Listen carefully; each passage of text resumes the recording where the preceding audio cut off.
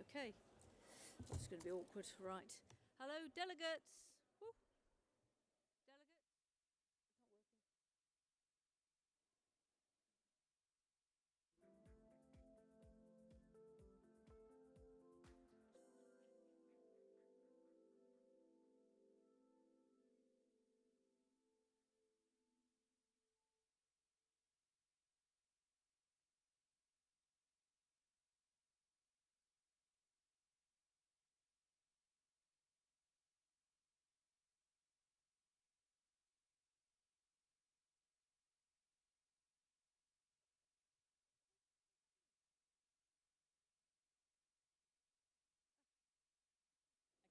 Okay.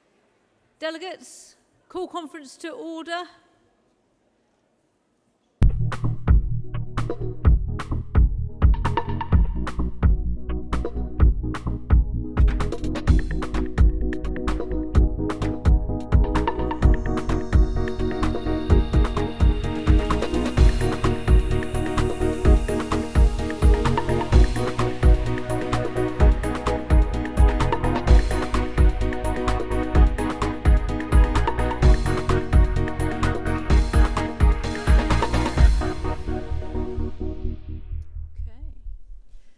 Okay, many thanks again to Heather Bavreau, who has been playing for us this afternoon. Thank you, Heather.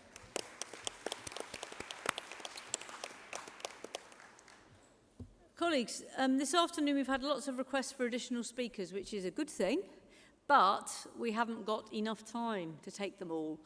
So, in principle, decision is that we're going to restrict a lot of the extra speakers. That's people who are not either moving, seconding, or involved in composites. We'll be taking additional speakers in the debate on MSLs, that being a highlighted debate, and also the debate on motion 76, which we were well aware is contested. So I'll make sure that there's different voices on that one are heard. So I think we're a victim of our own success level. Everyone wants to speak, but there will be loads of opportunity to speak after this afternoon. Now we continue with section 2 of the General Council report, the economy and cost of living crisis. Look at page 18. I call paragraph 2.3 of the General Council report, and composite 3, steel and national security. The General Council support the motion is to be moved by Community, seconded by Unite, and supported by Nautilus. And that. Am I taking that? Reg Guttridge, Community Trade Union, a proud steel worker moving the composite on steel and national security. Putin's barbaric invasion of Ukraine last year and the brutal war Russia has waged against the sovereign state has served as a moment of reckoning for Europe. Nations across the continent have been forced to confront uncomfortable truths about the national defence apparatus and the reliance on other countries for essential commodities.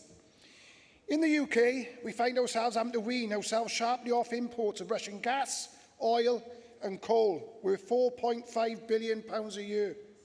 And Congress, we should all be concerned about dwindling domestic access to steel and an increased reliance on foreign imports. Reports have highlighted in stark terms how the UK hands-off approach to its military steel supply chain poses risks to both our defence industry and the thousands of jobs it supports, as well as to our national security. A lack of access to domestic steel isn't just a source of regret, tied to patriotism or the proud history of steel in our communities. It's a clear and present threat to our sovereign and our security. However, earlier this year, we had the observed, alarming and quite simply insulting spectacle of a business secretary telling reporters it was not a given that the UK should have a domestic steel industry. Congress, it's a disgrace that we have a government that stands idly by while Britain's steel workers are made to compete with one hand tied behind their backs. We see that industry and energy costs, which can be twice the price for steelmakers in the UK than for competitors in the mainland Europe. We see it on steel procurement for infrastructure projects. Less than half of the 17 million tonnes of steel the UK uses each year is produced in the UK. And we see it very clear in the lack of support for decarbonisation. Currently, there are 23 clean steel projects across Europe, but none in the UK. The US is investing $282 billion in green manufacturing, and the French, Spanish and German governments are all investing billions to green their steel industries. But when our shambolic government does show interest in supporting the industry to decarbonisation, they are well off the mark and continue to fail us. Colleagues, you may have seen the recent report suggesting that ministers are close to a deal with Tata to transition Port Talbot Steelworks towards an electric arc furnace-only model at the cost of 3,000 jobs. Congress, we should be clear on this. We are committed to making our steel sector greener. Of course we are, but steel workers should not have to pay the price. Jobs are my union's priorities. We make no apologies for it. And the fact is that replacing our blast furnaces with electric arc furnaces will cost thousands of jobs and mean plant closures, because you cannot make all grades of steel through recycling scrap steel. That is why we don't support the switch to electric arc. It may be the company's and the government's preference, but our priority is and always will be our members' jobs. I know that my members at Llanwern are not interested in a steel industry that doesn't employ anybody, and that is why the steel unions must continue to work with all stakeholders, pressing our case for a green steel transition that protects our members' jobs and safeguards the future of vital strategic industry. When community members marched on Parliament earlier this summer, our message, Britain, we need our steel, wasn't just campaign slogan, but a statement of unacceptable fact. We can't play our part in fighting climate change without the millions of tons of steel we need to build wind turbines, electric vehicles, nuclear power plants and green infrastructure projects. The country stands at a perilous crossroads, and if we continue the same path, the UK will become the biggest economy worldwide to have no significant domestic steel capacity. Congress, we cannot and will not let this happen. Please support this motion.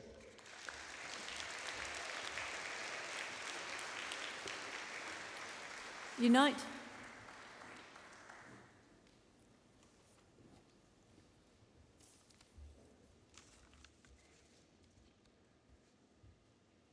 Terry Mills, seconding this motion for Unite the Union. Congress, the time is overdue for the government to commit to our steel industry through investment and procurement. It is an indictment that when steelworkers are fighting for the future of their industry, government support through procurement is so paltry. Public-supported projects account for only 10% of the steel produced in the UK. That leaves us lagging behind similar nations. Public procurement accounts for 18% of steel in the US and 32% in Germany. This is at a time when there are countless opportunities from fleet support ships and the Green Revolution for publicly backed projects in the UK to use UK-made steel. And there's a strange logic that part of the Green Revolution would be to transport steel halfway around the world.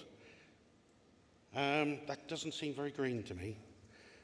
Perhaps an environmental consideration is steel miles in procurement. Congress, we cannot leave support for the steel industry to a broken market or the whims of Whitehall. Unite's addition to this important composite demands legally binding commitments to use domestic steel for every major public-funded infrastructure project.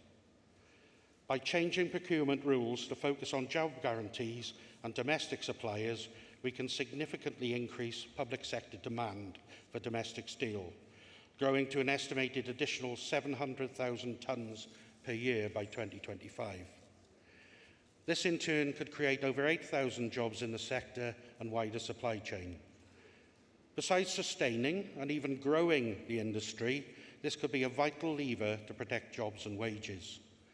The public contracts and all public funds awarded to steel employers must come with ironclad guarantees for jobs, union-recognised rates of pay and conditions.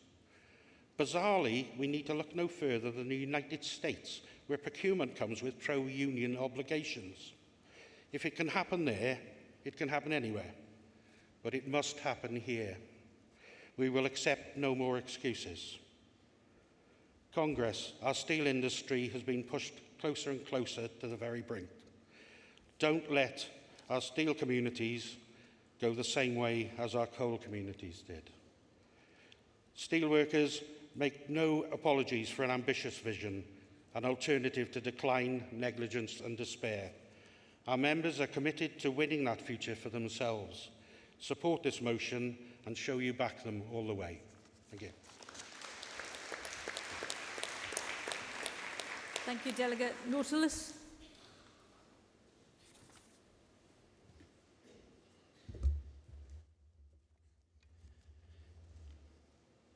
President, Congress, Martin Gray, Nautilus International, speaking in support of steel and national security.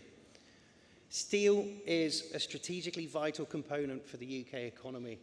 It is more than just a primary means of substance into which a significant chunk of our manufacturing processes go, but is essential to the very national security and food security that exists in this country. I take you, as you would expect from Nautilus, to ships in the sea, where global trade moves 90% of everything, and particularly for the UK, 95% of imports and exports move by water. This is a significant amount of things that we rely upon, from food and fuel to other consumable items. And in this time of geopolitical instability and increasing change, we must have a domestic steel base on which we can rely to repair, support, and even construct vessels that are vital to keeping this country fed and warm. We are but a cold winter and a delayed shipment away from the power going out in certain parts of this country, thanks again to cuts that have been made in strategic reserves. Ships are ever more crucial to keeping people fed and warm, and a lack of domestic steel at these times where there are challenges facing global security leaves us potentially crippled against being able to repair and support ourselves in being able to remain an independent nation. So Congress, we ask you to support this vital motion and to keep steel jobs here in the UK and to keep steel manufacturing here in the UK.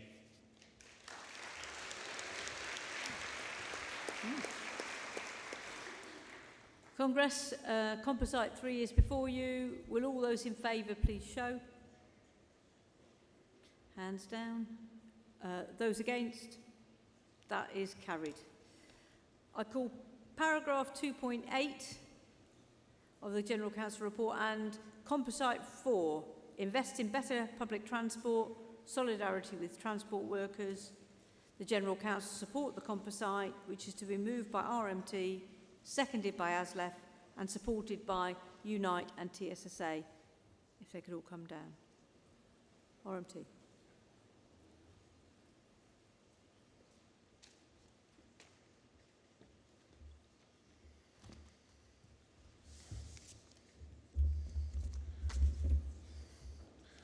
President, Congress, delegates, Alex Gordon, National Union of Rail, Maritime and Transport Workers, moving Composite 4 on investment in better public transport and solidarity with transport workers. Under this Tory government, delegates, the Department for Transport has driven a head-on attack on our public transport networks, aimed at driving down conditions for transport workers, cutting Treasury transport investment, while increasing the opportunities for parasitic corporations to feed off our national infrastructure. Rishi Sunak's regime is degrading our public transport to feed private profits. And as Tory Chancellor, Sunak demanded a £2 billion annual cut in the cost base of our national rail network. As a Tory Prime Minister, his government has pushed a cost-cutting agenda into railway infrastructure through Network Rail and into passenger operations through state contracts with train operating companies. Network Rail is cutting back on railway renewal work, placing greater responsibility on rail maintenance workers, at the same time as cutting almost 2,000 frontline maintenance posts across our network and cutting scheduled maintenance tasks by 50%. The outsourcers in the rail infrastructure industry already siphon off more than £230 million annual profits from Network Rail contracts. That's now set to increase. More speed restrictions are being planned as assets are, instead of being replaced when they're worn out, are being extended. The lifespan is being extended. And today, Network Rail continues to pay more money each year to its corporate bondholders in interest on loans that it spends on maintaining the tracks that our trains travel on. Our rail system is heading back to the terrible days of Railtrack plc. And this Tory government has worked hand in glove with train operating company bosses to come up with plans to cut around almost 1,000 railway ticket offices.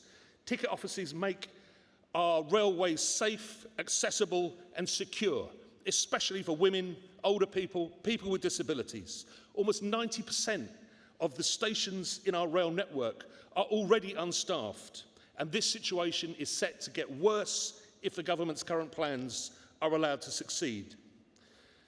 And this government has made the delivery of these cuts a precondition on pay rises for railway workers. Our members, employed by the train operating companies, have had no pay rise now for 4 years during a cost of living crisis. And this government insists that this won't change until we agree to accept their plans to cut jobs, downgrade jobs, drive down pay and rip up working conditions. In London, the government has waged a war on London Underground staff and provoked industrial disputes by making emergency funding for Transport for London dependent on reckless cuts to its operating costs, including specific conditions that attack our members' pay, pensions and working conditions. Congress, the response by the members of our rail unions to these attacks has been magnificent. Across the rail network and on the tube, we've repeatedly smashed the ballot thresholds of the anti-trade union laws. Laws brought in to stop us striking have only demonstrated the determination and unity of our members. They have risen up and fought back in defence of their jobs, conditions, pensions and pay, risen up in the face of the full might of government that bankrolls private companies, a law designed to frustrate them, and a capitalist media who seek to denigrate them at every opportunity. And in spite of this, we've received massive public support in our campaign. Congress, we need a new pay deal, not only for workers, we need a new deal for our country that means investment in transport and all our vital services. We need to replace austerity aimed at driving down wages and degrading public services with a new approach to public funding. Spending on public transport benefits the whole economy and creates jobs. For every pound spent on rail, £2.50 of income is generated in the wider economy. Spending on rail is critical to our carbon emission reduction goals. We need to reduce car mileage by at least 20% by 2030 compared to today. Comrades, conference delegates, we need to rebuild properly funded, publicly owned rail as an engine of growth in our economy and vital infrastructure to meet our climate goals. I move.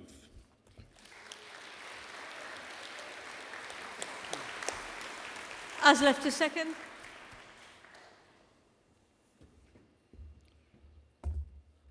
Thank you, President. Thank you, Conference. ASLAF happy to second this motion.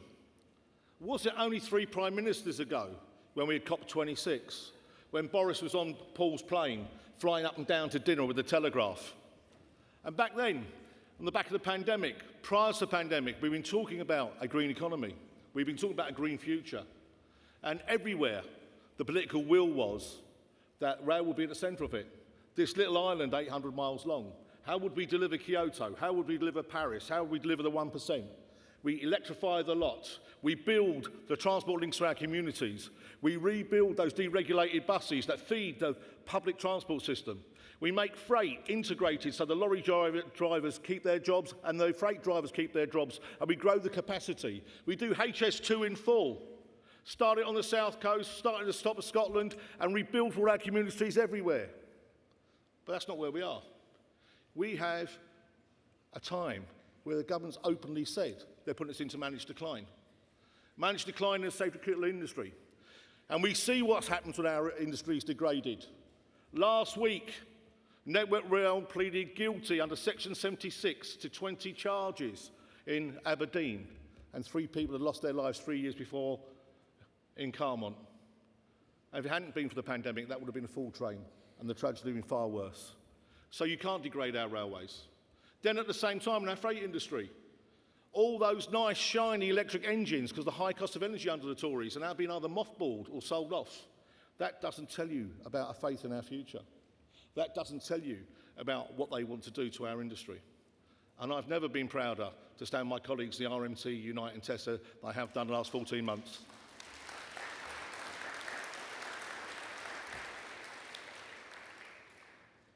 And they can stick their minimum strike levels or service levels where the sun don't shine. We'll fight, and everybody will fight till we undo this unjust legislation. No indenture for British workers.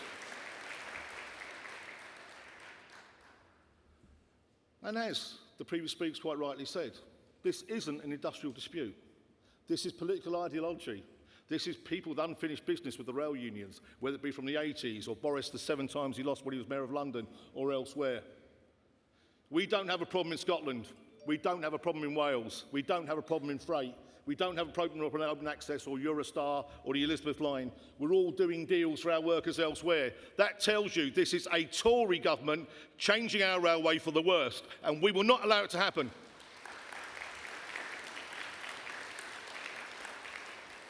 So quite simply, Congress, if you want a green future, you want a proper nationalised railway, well-staffed, because when they take people away from our railway, it's not a safe community.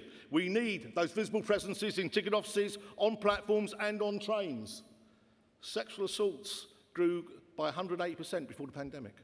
We were talking about acid attacks. We were talking about county lines. We don't live in a polite society. Let's have the safe, functioning green railway that we need, with every worker in those jobs safe and secure themselves. I support and second. Unite.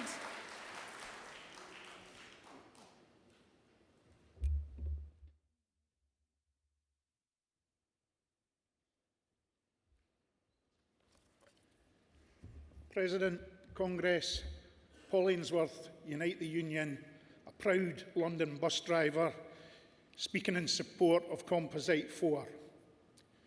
Congress, as we meet here, the bus industry is in the second year of a nationwide strike wave. Over 40,000 bus workers have been involved in over 150 disputes in every corner of the UK. And Congress, together, we are winning the inflation-beaten pay rises that bus workers more than deserve. 18% for Abellio in London, 16% for National Express drivers in the West Midlands, 20% for stagecoach drivers in Hull. The sheer number of successful disputes is dragging up pay levels across the industry. Unite's analysis shows successful strikes are delivering on average over £3,000 for each striking driver. What's more, this collective action has dragged the rate for the job up by £2,000 since the pandemic. That means the action of bus workers has raised the pay floor for all workers in the industry. It's from our growing position of collective strength that transport workers must now consider the future. We believe it is by improving jobs, pay and conditions today that we can guarantee the strongest protection for the jobs of tomorrow. Congress, the public transport network has been broken by Tory mismanagement. Bus privatisation and fragmentation has been a costly experiment which has utterly failed. We cannot leave the future of public transport to those who have broken it so comprehensively. That is why this important motion commits us to campaigning for a just transition based on full worker participation and on the principle, nothing about us without us. Congress, support the motion. TSSA.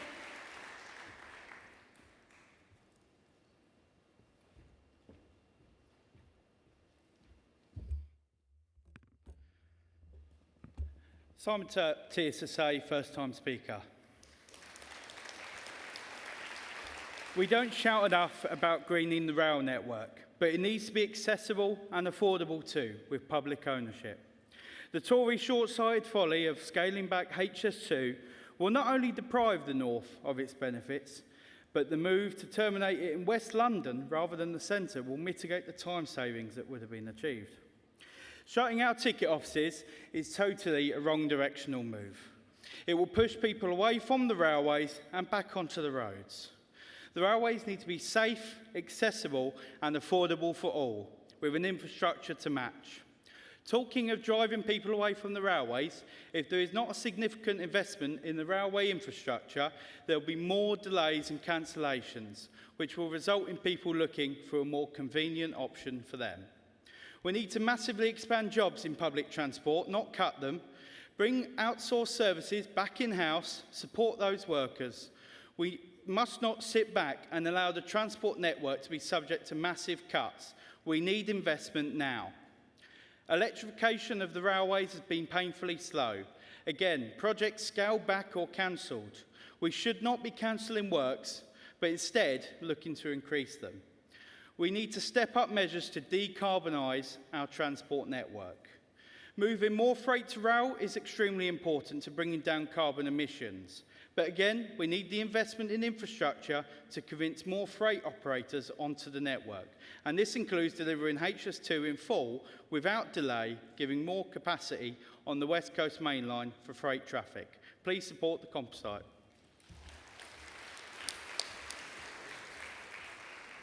Thank you, colleagues. Composite 4 is before you. Will all those who are in favour please indicate now? Your hands down. All those against? That is clearly carried. Thank you. I call paragraph 3.4 of the General Council report and motion 14, closure of ticket offices. The General Council supports the motion. It's to be moved by the Bakers Union on behalf of the Disabled Workers Conference and seconded by Unite.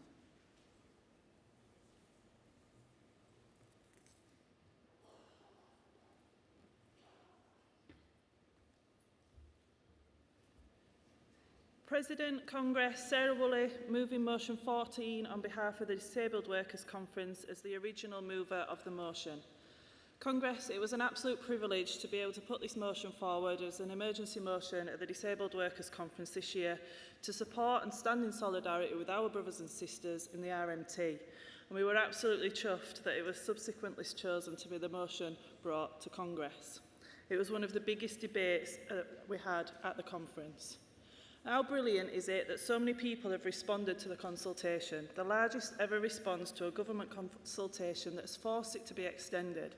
And I don't know about you, but when I put my response in, the response that I received to my submission and one on behalf of the union was very generic, it was very unmeaningful and basically said that they couldn't cope with the numbers, which did make me smile one Thursday afternoon. That is down, though, to the absolute dedication of the RMT reps, their officers, and I know supported by their sister unions ASLEF and TSSA, as well as the wider trade union movement, and that can't be underestimated. This move is being sold as a modernisation process that will get people out from behind the glass, but we know and our communities know that it is a smokescreen. It's an attack on our friends within the RMT and our communities. The plans to close ticket offices is catastrophic for everyone, but particularly for elderly and disabled passengers trying to access the rail network. It's been great to see DPAC involved in the campaign too. 180 million journeys were made last year by people who use ticket offices. Removing them is not in the interest or safety of passengers. It is about making profit for the selfish interests of train operating companies. Congress, disabled people face numerous barriers already in accessing the railway, and there are 3 times less likely to travel by rail than non-disabled people. And we heard a number of personal experiences during the debate conference on just how difficult it can be to travel by rail if adjustments or support is needed by the traveller. There is a real risk that if these closures go ahead, not only will the jobs be gone of RMT members, but disabled people would no longer be able to travel by rail. This is discriminatory and absolutely why, as a movement, we must continue to fully support the RMT's campaign, engage with the consultation and ensure our voices are heard in abundance. Please support this motion.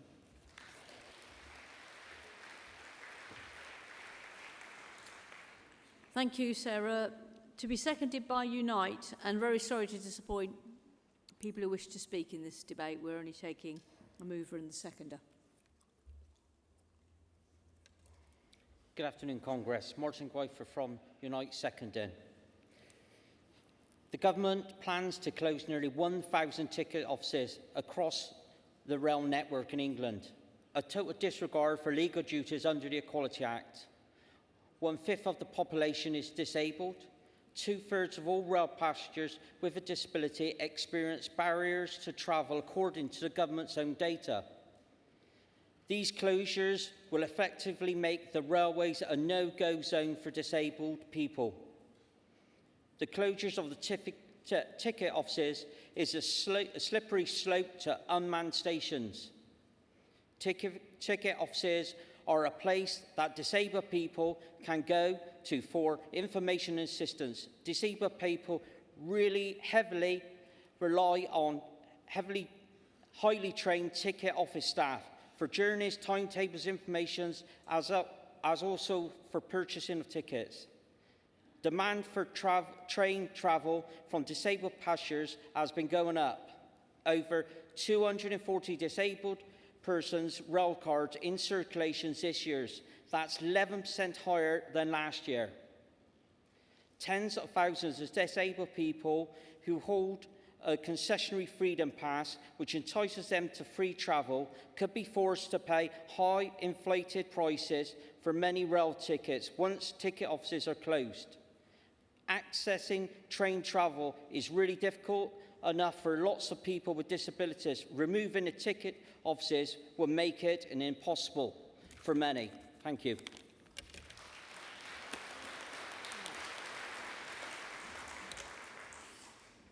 Right, we move to the vote on motion 14.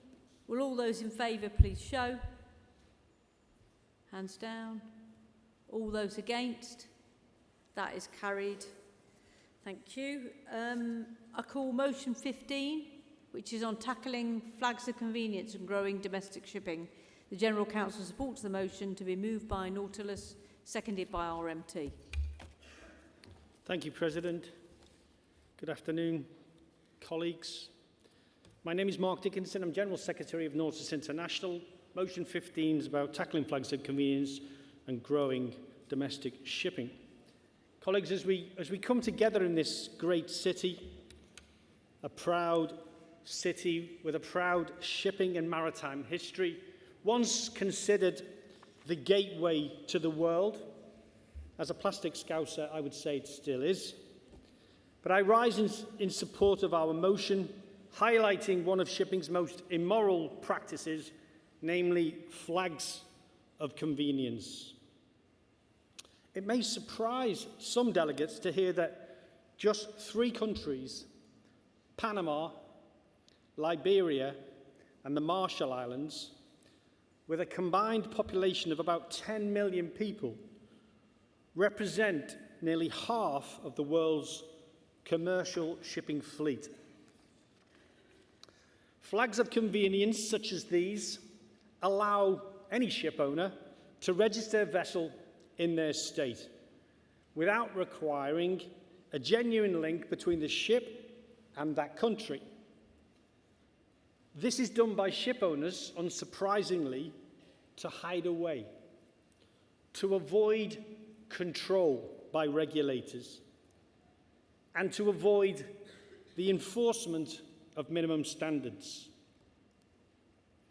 We should be clear, flags of convenience, or FOCs, more often than not mean very low wages, poor on-board conditions, inadequate food, poor drinking water, long periods of work without proper rest, leading to stress and fatigue.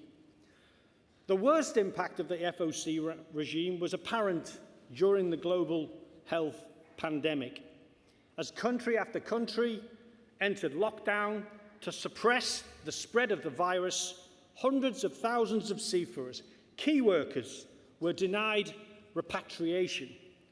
They were forced to remain on board vessels for months longer than planned.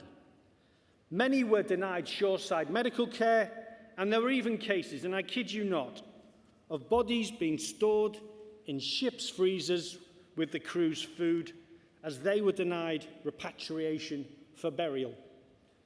International conventions prescribing fundamental rights for seafarers, such as the Maritime Labour Convention, was simply ignored. FOC states with the responsibility for enforcing and guaranteeing those fundamental rights were nowhere to be found. Seafarers were left behind. In March 22, P&O Ferries unlawfully sacked 786 seafarers, members of the RMT, members of Nautilus. No notice, no consultation. The authorities in the Bahamas, Bermuda, and Cyprus, where the vessels were registered, again, nowhere to be found. That's why Nautilus, with RMT support, for which I'm grateful for this motion, is asking for the TUC's support to campaign for the UK government to call for a global review of shipping registration practices with a view to enforcing Article 91 of the United Nations Convention on the Law of the Sea. That article requires a genuine link between the state and the ship. But let's be clear, the FOC system is so entrenched in the global maritime industry, it will not change overnight. And that's why the government needs to support and protect our domestic shipping industry, protect it from the race to the bottom that FOCs inevitably create. The UK is in a small minority of maritime states that does not have any form of protected legislation. Cabotage law is what I'm referring to. In Norway, they've just brought forward laws to protect Norwegian jobs. So we need to follow suit, and we need to enact progressive cabotage laws to provide opportunities for good training, good employment for UK seafarers, underpinned by collective bargaining agreements and fair pay agreements. It's often said if we don't learn the lessons of the past, we are doomed to repeat the mistakes. Never again can we let seafarers be collateral damage in the fight against a global pandemic. The ITF has been celebrating the campaign against flags of convenience for 75 years. Join with me, support the motion, celebrate their work. Unity, solidarity, there will be victory. Thank you. I'm wearing your badge, President. I'm wearing your badge with pride. Thank you, Mark. Thank you, colleagues, and sorry for the overrun. Thank you. RMT. Thanks, President. David Douglas, Rail, Maritime and Transport Workers Union, rising to support this motion and to move the RMT amendment. The first part of the amendment adds employment standards to the call on the Government to enact a global review of the International Maritime Organisation's United Nations Convention on the Law of the Sea. We must ensure that all seafarers are covered by this review in every role, in every department and every type of vessel. UNCLOS is an International Maritime Organisation convention. It does not cover human rights at sea, let alone employment rights. The Maritime Labour Convention sets minimum labour and welfare standards for all the seafarers who who are employed or engaged or work in any capacity on a ship on international routes. The second part of the amendment emphasises the importance of a mandatory seafarers charter as proposed by RMT, Nautilus and progressive employers, not the diluted voluntary version offered by the shipowner's friend, the current Tory government. We strongly welcome the joint statement issued on the first anniversary of the P&O mass sackings by Labour's Deputy Leader and New Deal champion, Angela Rayner MP, and Shadow Transport Secretary Louise Hay MP, to introduce a legally binding seafarers charter that mandates agreements between the unions, governments, employers on minimum protections on pay, roster patterns, crewing levels, pensions, taxation and training. This is exactly what we need to fight back against the scourge of flags of convenience in the UK ferry sector, and should be a priority in the first 100 days of a new Labour government. In his notorious comments to MPs, P&O Ferries CEO Peter Hebblethwaite openly admitted to breaking the law during the mass sacking that took place of R&T and Nautilus members from P&O Ferries from their directly employed jobs, and went on to describe the placing of agency crew to replace them in basic rates of pay under £4 per hour for up to 17 weeks of uninterrupted work at sea as having adopted an internationally recognised crewing model. Some model. When Grant Sharp said to Parliament on the 30th of March 2022 that the flagging loophole P&O exploited by increasing the attractiveness of the UK flag to ship owners, he knew that the UK Shipping Register does not require the ship owners to employ UK seafarers. RMT's policy remains to establish a set of mandatory cabotage regulations to enshrine comprehensive employment rights and collective bargaining on all vessels operating between UK ports and from a UK port to all sections of the offshore energy industry in UK waters. This would recover ratings jobs, strengthen the maritime skill base, benefit UK ports, improve living standards in coastal communities and bring to an end the exploitation bonanza on merchant ships that spend most of their time in UK waters regardless of flag of registration or nationality of crew. Congress, please support our amendment to the motion.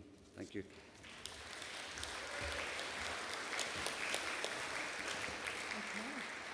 Thank you, delegates. Motion 15 is in front of you, Congress. Will all those in favour please show? Hands down. All those against? That is carried. I call Composite 5, a tipping point in the climate emergency. We need to act now. Absolutely. General Council support the motion. To be moved by unison, seconded by Prospect. And will CSP and FBU come down too? President, Congress, Tony Wright, moving Composite 5 on behalf of Unison. Congress, this July, the temperature recorded in Iran was 70 degrees or 158 Fahrenheit, a level so extreme that it can test the ability of humans to survive outside for more than a few hours. The world is polluting, flooding and burning at an unprecedented rate. Mental health nurses in the UK are reporting dramatic increase in treating children as young as 7 with climate anxiety about their future, so extreme they feel suicidal. 7 years old, just think about that for a second. And while there may be far fewer climate deniers in the face of overwhelming scale of climate-related disasters surrounding us each week, simply acknowledging the emergency is not enough. We all must pull together and champion the urgent actions we need to take as governments, as employers and as individuals to meet the challenge head-on. Yet Congress, in the face of this emergency, this Tory government seems to think that we can postpone action until it's a bit more convenient. This is a disgrace and it's a very dangerous game to play. Our current reckless government seem to think that they can carry on regardless, instead of making the difficult decisions they were elected to take when facing an emergency of this scale. Worse still, they seem to think they can meet their commitments to reduce their reliance on fossil fuels by issuing 100 new permits to extract even more. You couldn't write it. Instead of taxing the extortionate profits made by polluting industries, they seem set to spend ever more billions each year on tax breaks to prop up the status quo, with £20 billion more in subsidies going to fossil fuels than on cheaper renewables since 2015. But Congress, as we know, without a true commitment to the necessary transition away from fossil fuels and to a carbon-neutral future being a fair and just transition, it will be our most disadvantaged workers and families that will suffer the most, just as we saw in the recent COVID emergency. However, we also have to accept that the reality of this is a global emergency, and the solutions and transitions have to be global too. It should be entirely unacceptable that we are beginning to talk about whole countries already far more disadvantaged than our own becoming sacrificial zones. We are seeing the direct threat to basic human rights, such as the right to life, right to food, a habitable environment, affecting the most vulnerable global communities first. This slow violence of environmental racism, where some people's lives are more expendable than others, should shame us into more urgent action. Without encouraging and enabling global solutions, we simply won't meet these vital targets, and that brings us back to the no jobs on a dead planet scenario. Congress, our role as trade unions in the UK must be to throw our collective weight behind just transition solutions, both at home and abroad, and we must be ambitious with this. This can't just be about necessary protection of reskilling of jobs at an imminent threat, though that is vital. And we will involve the skills sector and many other areas of industry. We need to harness the purchasing power of public finance to take out the profit motive from what needs doing. And we need to be vigilant and ensure that the urgency cannot be used as an excuse to drive down workers' rights, health and safety or environmental regulations, all of which is already being discussed in Whitehall. We need to rethink how families and communities can be properly protected and supported to adapt and thrive alongside the necessary changes ahead, and we need to make sure that the trade unions are at the table, both nationally and locally, when transition plans are formulated. This will be a hard road. We can't bury our heads in the sand about that. We must ensure that transition is ethical and fair for all, and that no one is left behind. The risk of failure on this is something that we simply cannot ignore. Conference, I move. Prospect.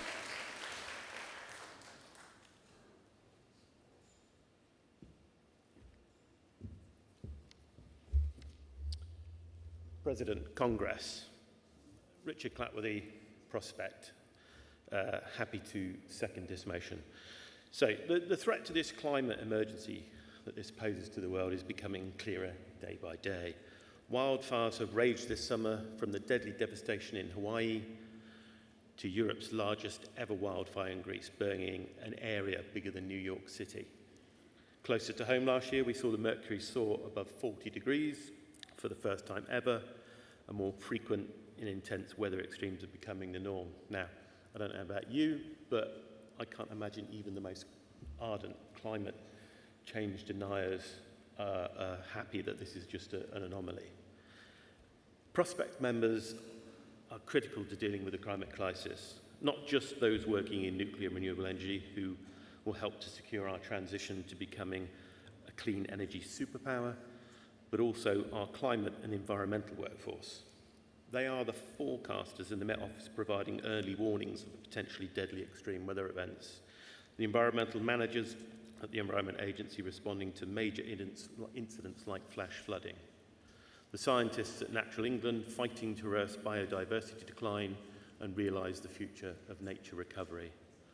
And whilst they work in a spectacular array of highly skilled specialist roles across dozens of agencies, what they have in common is more than a decade of funding cuts that threaten our ability to deal with this emergency. To fight this crisis, we need the very best experts working in the government, but these experts are being driven out of these agencies by savage real terms pay cuts. They are deeply committed public servants, but they cannot be expected to stay in their jobs as their income is eroded year after year. because pay, not passion, is what puts food on the table. And poor pay is pushing the sector to breaking point. When we surveyed more than 700 of our environmental specialists earlier this year, poor pay and a lack of progression were cited again and again as the overriding cause of astonishingly poor workforce morale. It's no wonder many are voting with their feet. A majority of respondents reported vacancies in their teams, and the difficulty in recruiting to fill them is leading to hugely increased workloads and working hours, and untrained staff being assigned tasks that need to be completed by experienced specialists. The reliance on an overworked and underpaid workforce cannot go on any longer. The future of our country and our planet is at stake. So, Congress, please speak with one voice in support of this motion and push the government for the investment we need in our climate and our environmental workforce to secure our futures. Thank you.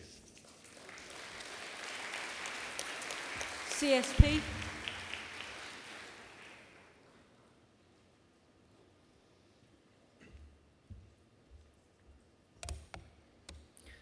President, Congress, my name is Sam Grover, speaking on behalf of the Chartered Society of Physiotherapy, proudly supporting Composite Motion 5.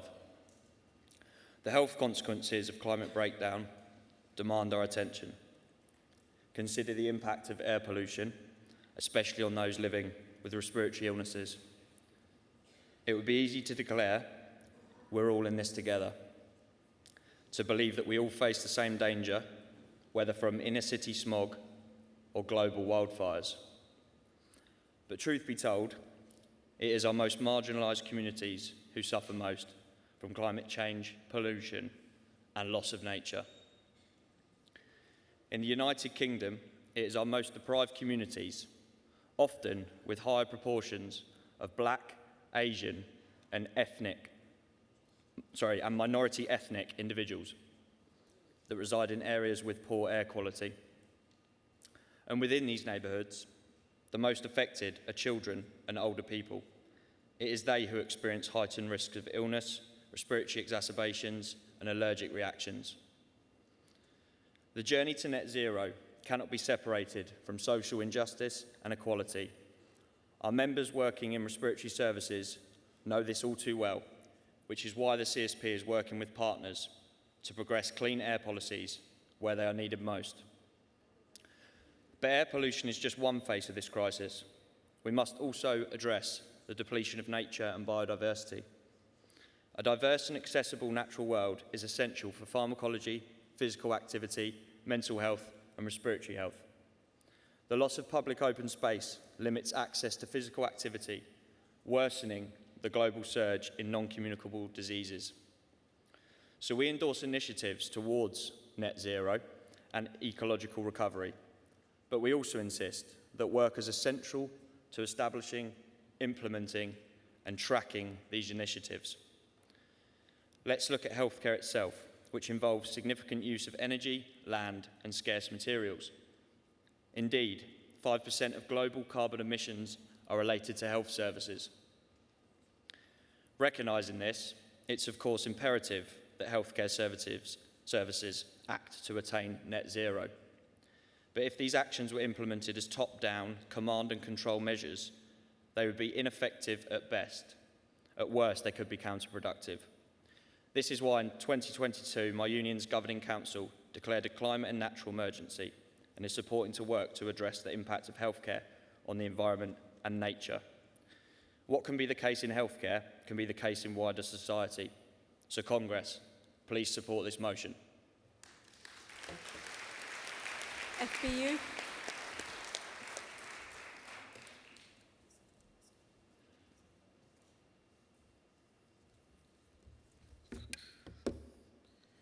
President, Congress, Jamie Newell from the Fire Brigades Union supporting this composite motion.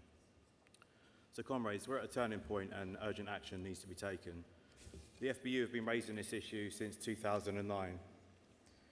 It's up to us as trade unionists, locally and globally, to shift governments and employers who hold the levers of power to take action. Our job is to mobilise our members, galvanise our unions and work alongside climate activists to force the powers that have the options to make change, to change direction. Firefighters have been on the front line of this crisis for decades now. And I pay tribute to those firefighters who've been fighting huge wildfires in Scotland and Wales this year, and to those that deal with extreme weather events as part of the daily work who respond to flood events without the legislative backing. For us, climate change is not just a matter of politics or economics. It's an industrial and safety issue firefighters are already facing and responding to. If you cast your minds back to last July, I'm sure you remember the heat wave. There were significant wildfires that took hold of the UK. 15 fire and rescue services declared major incidents. 5 of these were from within my own region. At one stage, we had fire engines from Merseyside down in Norfolk battling to put out fires because the crews down there were exhausted and there were no resources left. We had fire engines taken out of museums 30 years old to assist in putting out the fires that took place there. We lost 14 homes.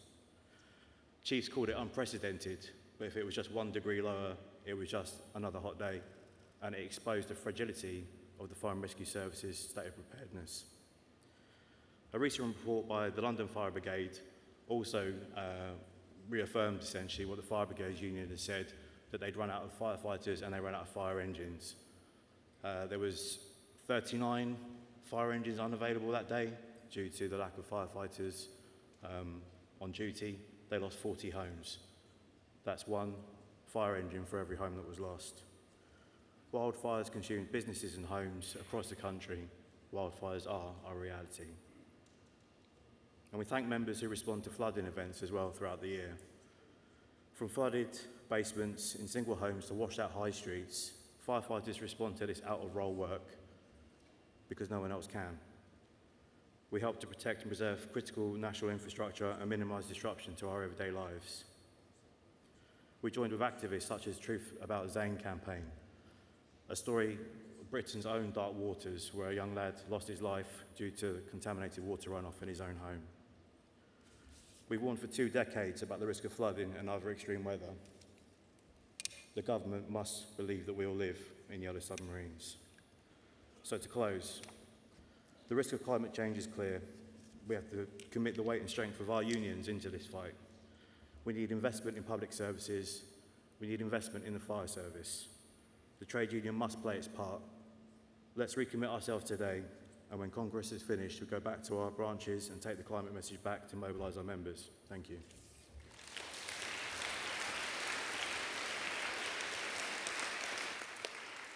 Last speaker in this debate will be Unite.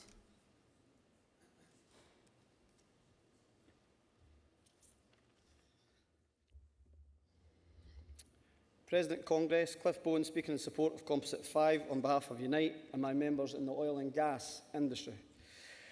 Congress, this motion raises important ideas about what our movement can do to meet the climate crisis head on. But the reality is we must start by recognising a green future will not be won on the conference floor, but on the shop floor. From the North Sea to the refineries, it is workers in these industries who have the power to move their employers and transition their industries to a green future within decarbonised workplaces. But Congress, we can only do that with your full support. That means a strategy based on the power of collective bargaining and the principle of defending every job. In Congress, when we talk to these workers, whose jobs and livelihoods and communities are all too often disregarded in these debates, we have to look them in the eye and show them that we are serious. That means ambitious and credible industrial plans to defend every single job here and now. We understand the need to decarbonise in our sector, and we are working hard to deliver long-term green manufacturing jobs that support our communities. Because Congress, we know what happens when so-called transition strategies that don't put workers first. The experience of the miners, the cruelty with which their industries and communities were destroyed, has haunted our movement for a generation. We must not allow that to be repeated today. We cannot usher in that devastation to Aberdeenshire, Humberside, Grangemouth or Pembrokeshire, just so we can end up importing fossil fuels at a greater expense in money and indeed in emissions. I believe nobody at this Congress wants us to see a repeat of the past. We need and demand a just transition for workers and for their communities. That is why we must demand fully costed plans with cast iron guarantees for protecting jobs. This means workers' plans for creating like-for-like jobs or better, which are endorsed and led by workers in these industries. The principle is simple: nothing about us or without us. We cannot abandon these working-class communities. Congress, it is on those terms that we support this composite.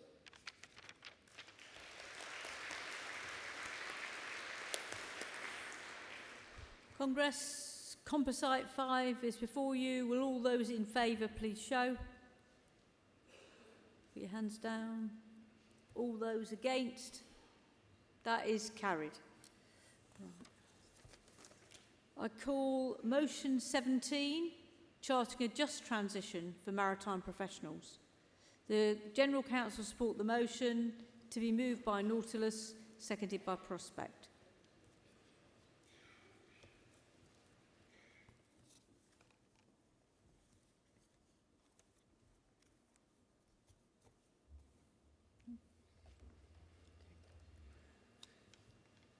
President, Congress, colleagues, Martin Gray, Nautilus International, moving motion 17 on charting a just transition for maritime professionals.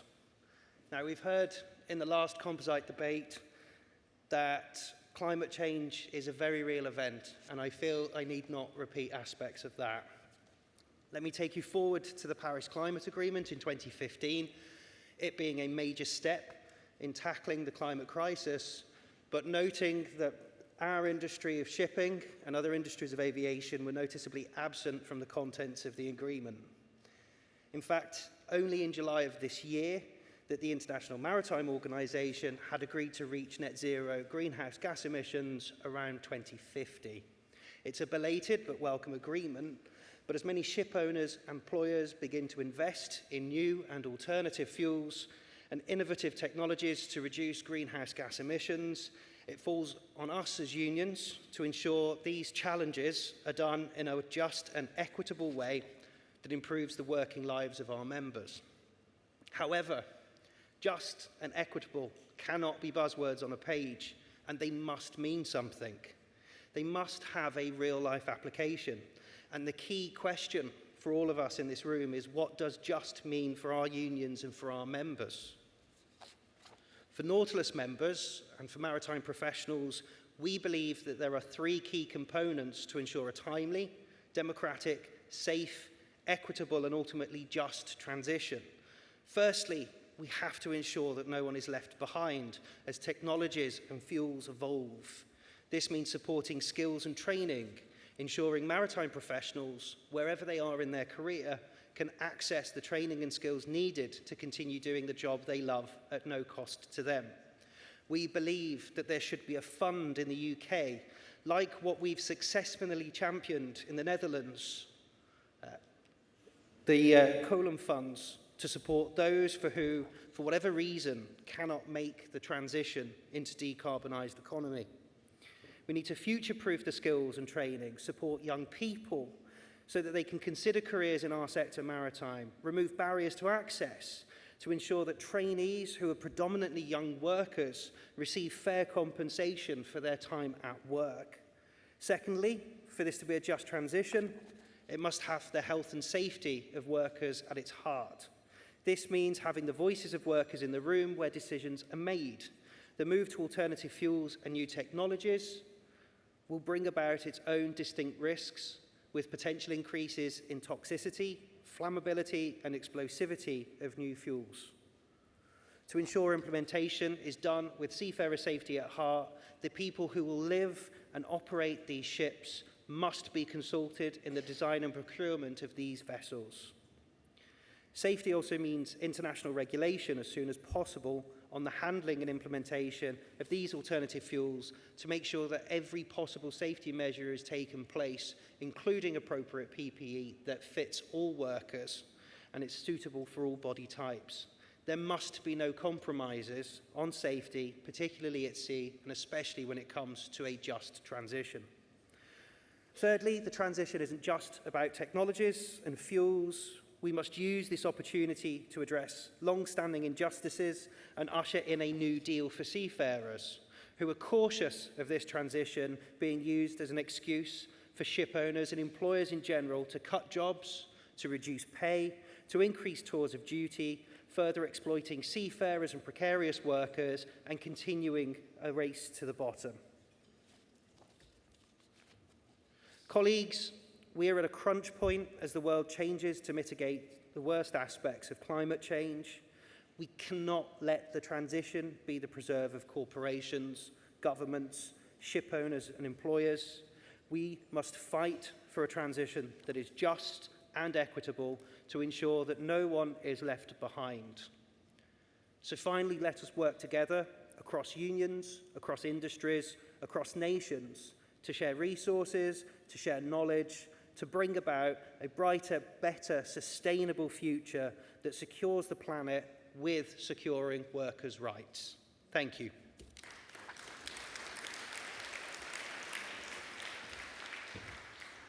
Prospect to second.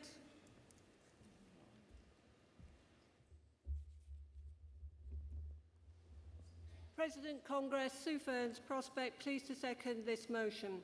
I also want to focus for a moment on that phrase, just transition. It's language that's recognised internationally and features a fair amount in policy documents, and that's important. But what does it really mean? And crucially, when will it actually happen? Bankers and industry leaders have adopted the language. I've heard them. But I can tell you that they don't interpret it they interpret it in their own interests. The people who don't talk so much about it, if we're honest, are the workers, our members, whose jobs will be affected, are already being affected by the need to decarbonise our economy. This needs to change. We have to move beyond the policy jargon to address the real-life concerns of our members. So it's to the credit of Nautilus International to refocus our minds on this key issue after a summer in which the climate crisis has been all too scarily evident.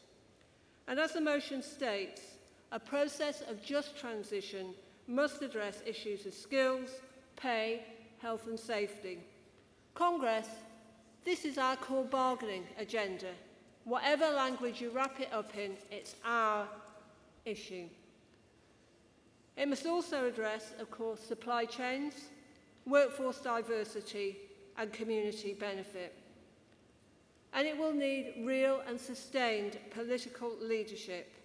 And for that, Congress, we need a change of government who is willing to work with us to achieve it. Quite simply, a transition that doesn't provide for good jobs for all involved is not a just transition. So for maritime professionals, for workers in energy, workers in manufacturing, steel, and many more, let's stop talking about just transition and let's make it happen. Please support the motion.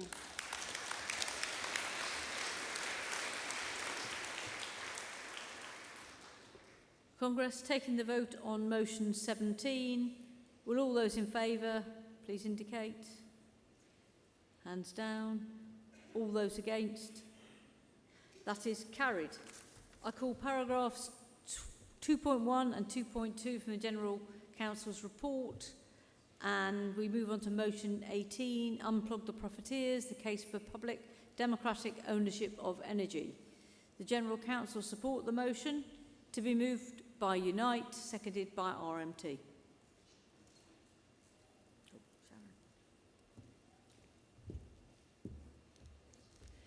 Thank you, Chair. Sharon Graham, Unite General Secretary.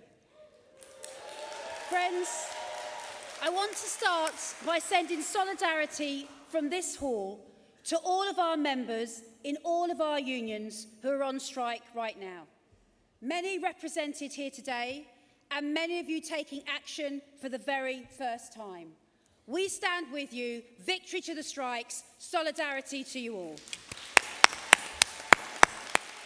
And friends, I want to thank the reps in our movement in this hall, for the confidence that you have given to workers, for standing tall when you were tested, for putting the stake in the ground and money back in workers' pockets, and for showing that this is the real power of the trade union movement in this room and rooms like it.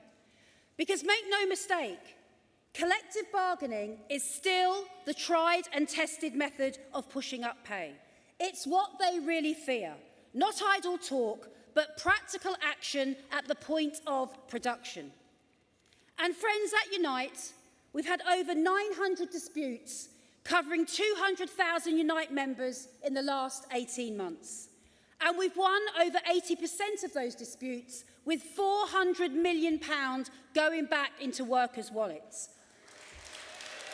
Working alongside our reps and our Strikes Plus strategy, levelling the playing field, using forensic accounts and leverage, and paying out £32 million in strike pay, Unite has put our money where our mouth is and backed our members in disputes with all and every means. And this is our focus. But when we began to try and do this, we were told to back off. That workers asking for a pay rise was an absolute national disgrace, that they were driving up inflation. Friends, we were told this by the same people who clapped the city like seals before the last financial crash, a crash they never saw coming. Well, friends, we're not taking any lessons from the Pied Pipers of the establishment, because it wasn't wages pushing up inflation, it was rampant profiteering on an unprecedented scale. And in no sector was this more evident than in energy, a broken market that chose to swallow £45 billion in profits rather than cut household bills. Friends, the price hikes delivered a toxic double whammy of rising costs and pay cuts, and ended with the absolute farce of workers being told to tighten their belts while city bonuses soared. But none of this was inevitable. There were clear choices. There are clear choices. Energy privatisation has failed, pure and simple. It has crippled our communities and what remains of our industrial base. There is only one credible answer. We need to take our energy back into public hands. And friends, don't let anyone tell you that we cannot afford it. It would cost just £90 billion to take our energy back into public ownership. We're a £2.5 trillion economy. Of course it's affordable, it is a choice. But friends, it does seem that our politicians are pro-nationalisation, as long as it's another country doing the owning. And where is Labour on this issue? Where are they on this issue?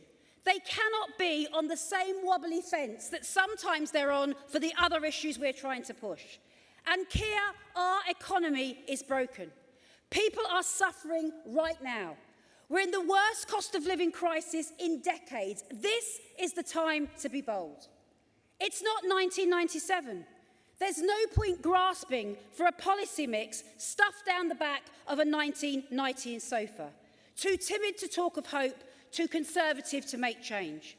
While spending limits become austerity light, when you refuse to even discuss taking back control of our national assets, and you're watering down your own promises to give workers a real voice. If you lose sight of what you're in there to do, then you are not seeing whose side you should be on and what we created you for. And friends, some say, and I'm sure there's people in this room, that we should not push Labour now, that we should trust them, that it'll be all right on the night. Don't make any waves, just keep going. But Congress, we have been down this road before. We cannot wait for jam tomorrow. And I'm sorry, with the rowing back of workers' rights, I'm not in a very trusting mood. Friends, the challenges we face are just too big to leave to the timid. Workers cannot wait. And if politicians won't do what's required, then we have to take action ourselves and become a real workers' movement. So that our influence is not just weighed in money, but it's also weighed in the mobilisation of people, of workers, for the policies we propose. So friends, let's be bold and not retreat.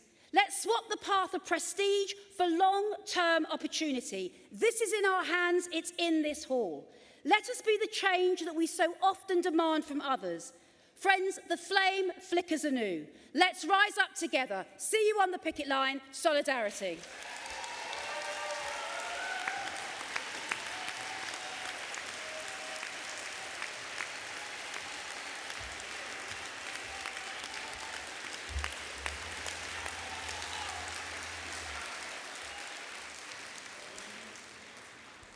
Seconded by RMT. John.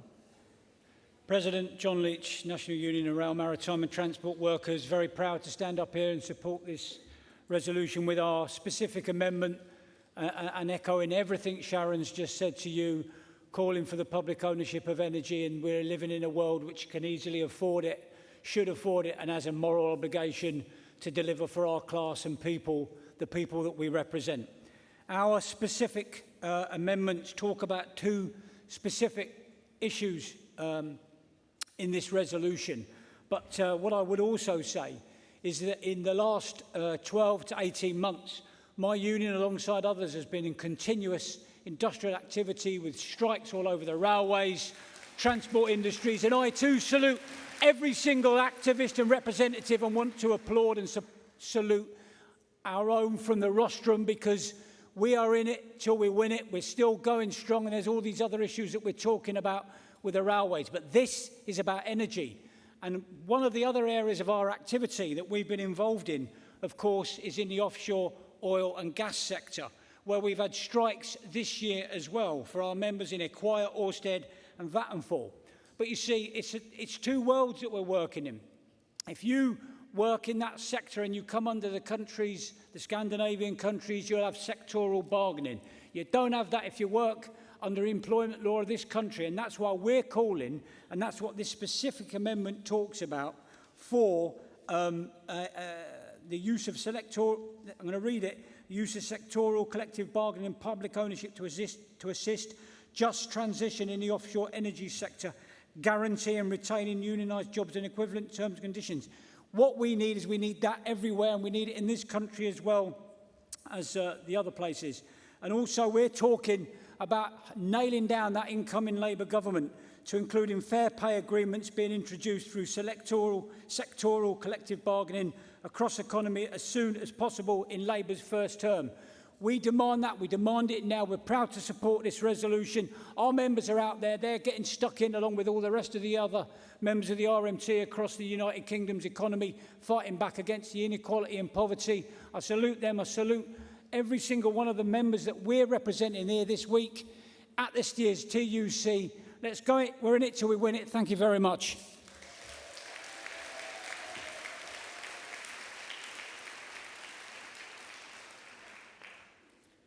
Motion 18 is before you. Will all those in favour please show?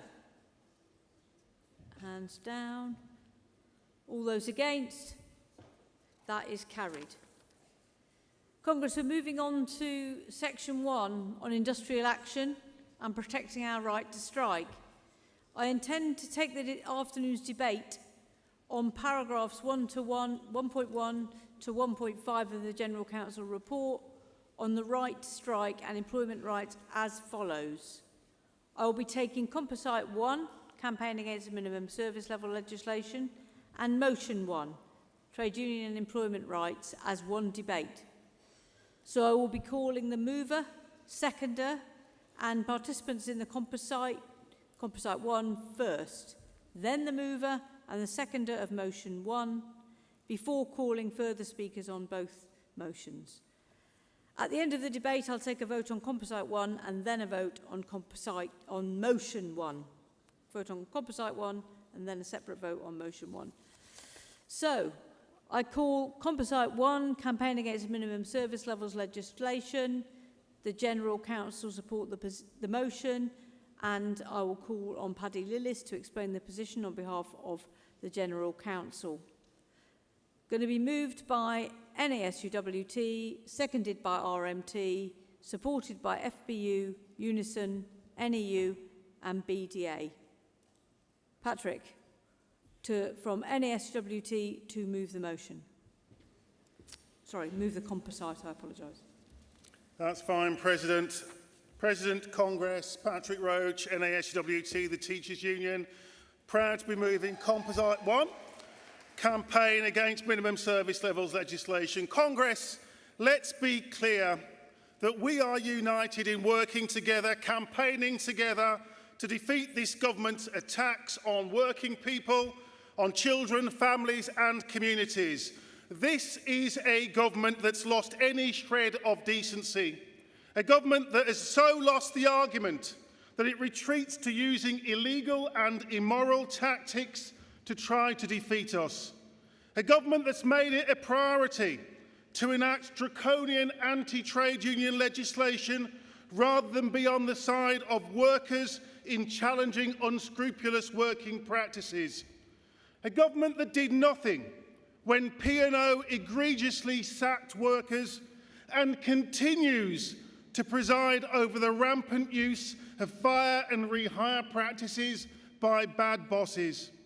A government that told mums and dads up and down the country to put up and shut up when they were unable to put food on the table to feed their children, all because of a cost of living crisis made in number 10 Downing Street.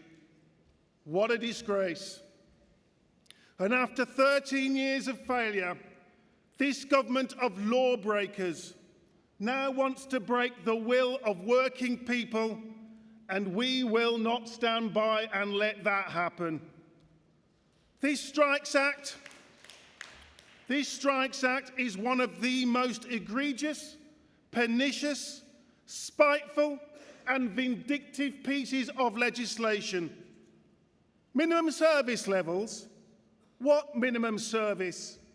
When the government's systematic assault on our public services has left our key workers broken, our schools crumbling, unable to recruit and retain teachers, head teachers and support staff, and pushed our NHS and other public services to the brink of collapse. It's this government that's failed to maintain the minimum service levels needed to protect the public. Them, not us, not our members. So forget about Tory work notices. We're putting this government on notice that we will defeat this legislation in our workplaces, in our communities, and in the ILO. Congress, there are those out there who will say that a campaign of resistance is all about law breaking by trade unions. But I say this, our movement is built on resistance, and our resistance is the hope for working people. Congress, it's the government that's on the wrong side of the law, and we are the ones on the right side of history. Congress, let's remember that it was this government that was found guilty in the High Court for breaking the law when they tried to force agency workers to be used to break strikes. We resisted that legislation. We took the government to court. We defeated them. We won, and we'll do it again, Congress. In Congress, across our movement, we've also defeated their Trade Union Act in the thousands of disputes that we've organised the length and breadth of the country, overcoming arbitrary ballot thresholds, never giving up, never giving in, a victory for every one of our members standing together and refusing to comply with this government. We've refused to be silenced. We've refused to be cowed by their threats and intimidation, and we continue to fight for a better deal for our members, including with the NSWT's national action next week. No anti-trade union laws will ever stop us from taking action to protect our members, and the NSWT is committed to working with every other union to resist any measures, any laws intended to break the will of our members. Because Congress, we will not stop until this legislation is defeated, consigned to the dustbin of history, and we will not stop until this government is sent packing too. So Congress, let's campaign together, organise together, defeat this wicked legislation and win a better deal for all workers. Congress, I move.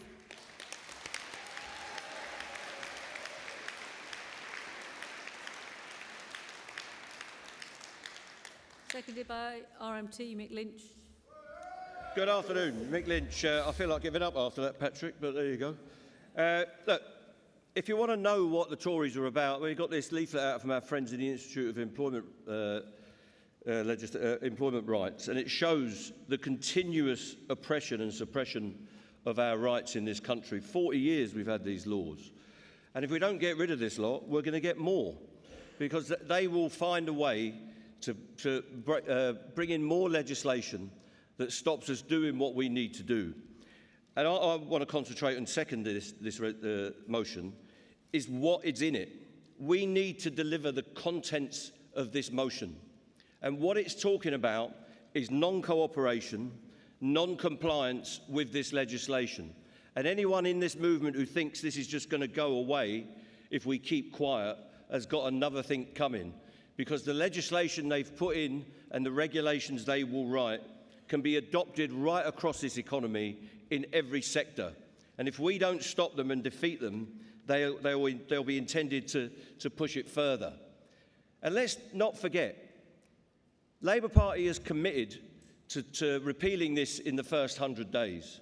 That doesn't mean it's going to be gone by the end of next year. We could be well into 2025 before we see this legislation off the statute book.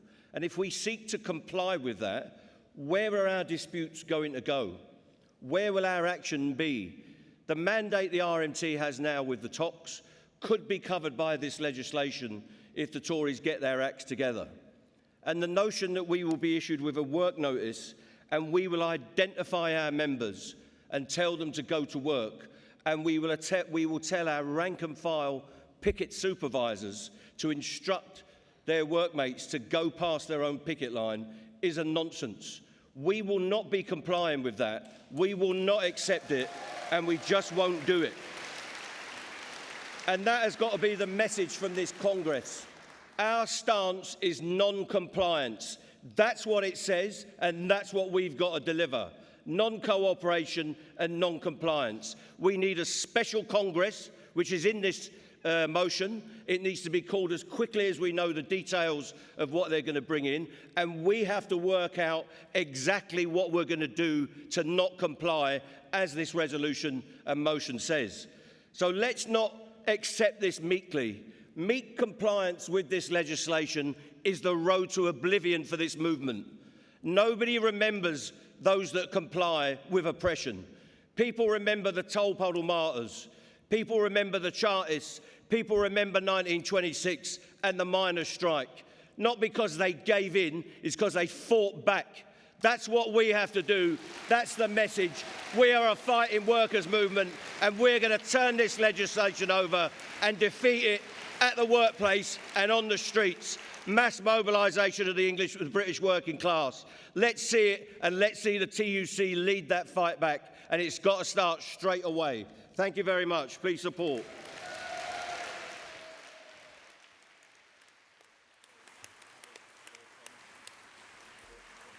FBU. President Congress, Matt Rack, Fire Brigades Union, supporting Composite 1.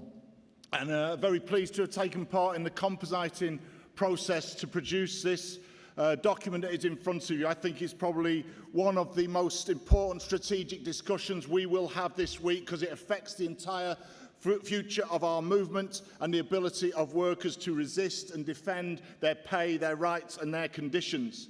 And let's remind ourselves, the policies of this Congress are to see the back of all anti-union laws, and we need to send that message to the Labour Party as well. This is a pernicious and undemocratic piece of anti-union, anti-worker legislation.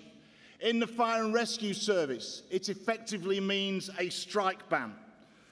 The government is still deciding what a minimum service level will mean in the fire and rescue service, and they've conducted, as they have in other sectors, a consultation on this.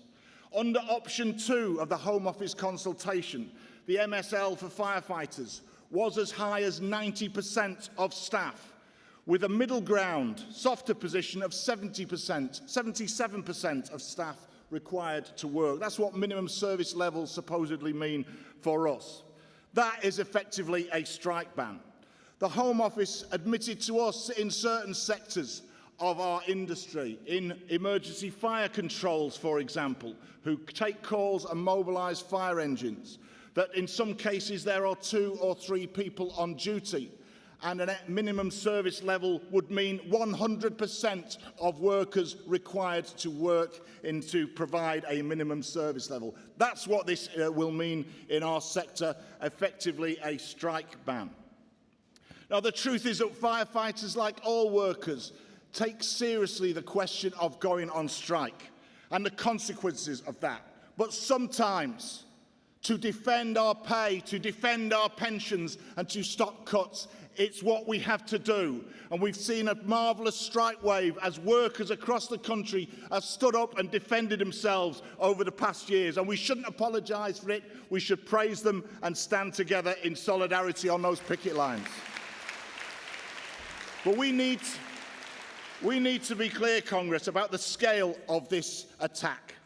And that's why we raised the question of non-compliance within the composite. We welcome the pledge from Labour that they will repeal this within 100 days of taking office. But we need to demand of Labour no backsliding. And the strongest position from this Congress to an incoming Labour government is to say unanimously, following this composite, that we will defeat this legislation and we will not allow it to be introduced.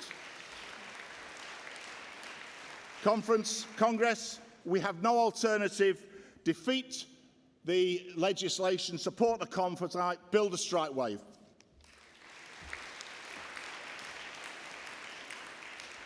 Thank you, Matt. Unison.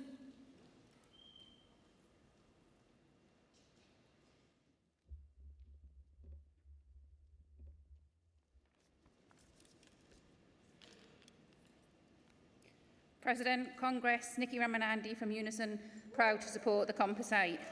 Congress, this Strike Act was this government's response to ordinary workers asking for a better pay during a crushing cost of living crisis. It gives employers the power to sack any worker who takes part in lawful industrial action. Congress, it's not just an attack on a union trying to take strike action, a fundamental part of democracy. It's an attempt to make trade unions fear to take any strike action at all. It's an attempt to intimidate ordinary workers like myself from ever voting yes to going on strike. It's the last in a long line of attacks on trade unions and ordinary trade unionists. But within Unison, we saw our ambulance members break through the threshold and take sustained action. Having stood on the picket line with our ambulance members, it was obvious this was the last resort for them. They're passionate about the quality of the service they provide and knew their only resort was to take on the government. They did it and they won. This terrible act will not shorten waiting lists, increase pay, solve recruitment or retention problems. It will not resource or strengthen public services delivery. It will worsen industrial relations. It will reduce goodwill. It makes ordinary public service workers the scapegoat for this government's mistakes. Instead of acting in this damaging way, the government could have focused on dealing with the real problems facing public services in this country. It's an attack on the very people whose goodwill, hard work, unpaid overtime and dedication keeps public services afloat. Unison members would welcome minimum staffing levels in the NHS every day, all year round. Instead, their proposal for minimum service levels in the ambulance would actually cut across existing arrangements for life and limb cover and endanger patient safety. Congress, As our victory in the High Court on agency workers shows, we will defend our members and we will defend our right to strike against a government that a judge found acted in an unlawful, unfair and irrational way. That's a perfect description of the actions that they're doing. Today, we are putting the government on notice. We will fight this. We will challenge them in every arena available to us, and this composite outlines the way forward to do this.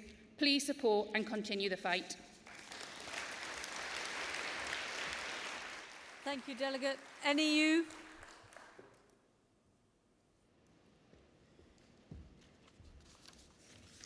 President, Congress, Emma Rose, President of the National Education Union and a secondary school teacher.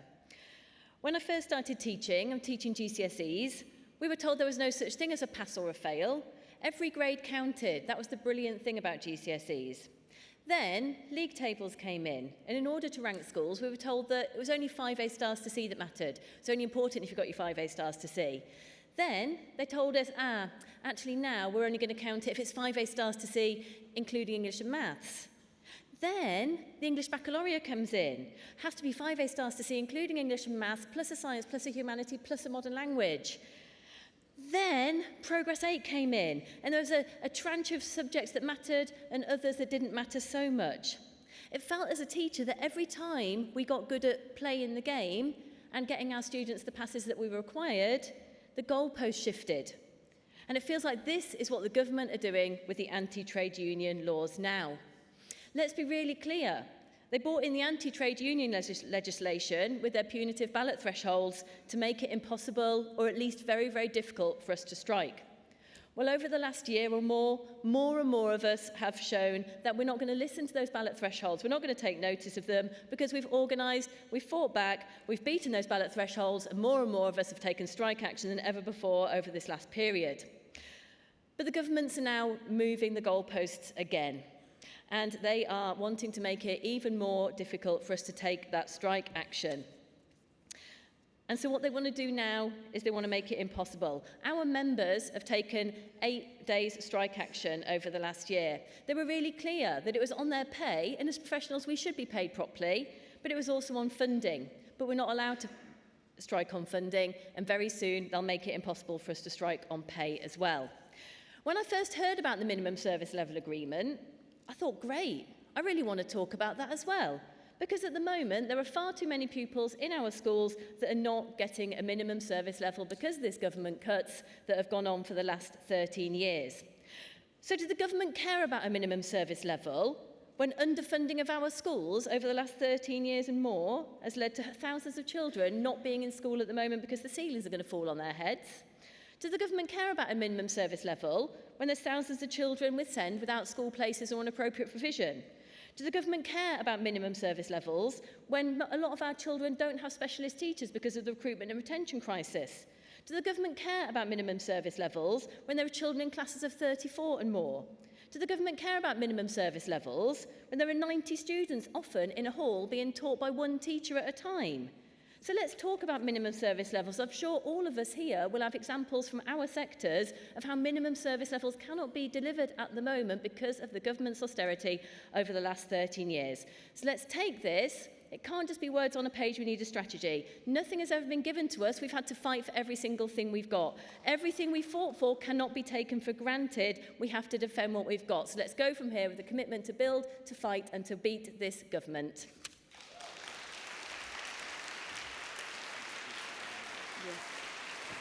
BDA. Thank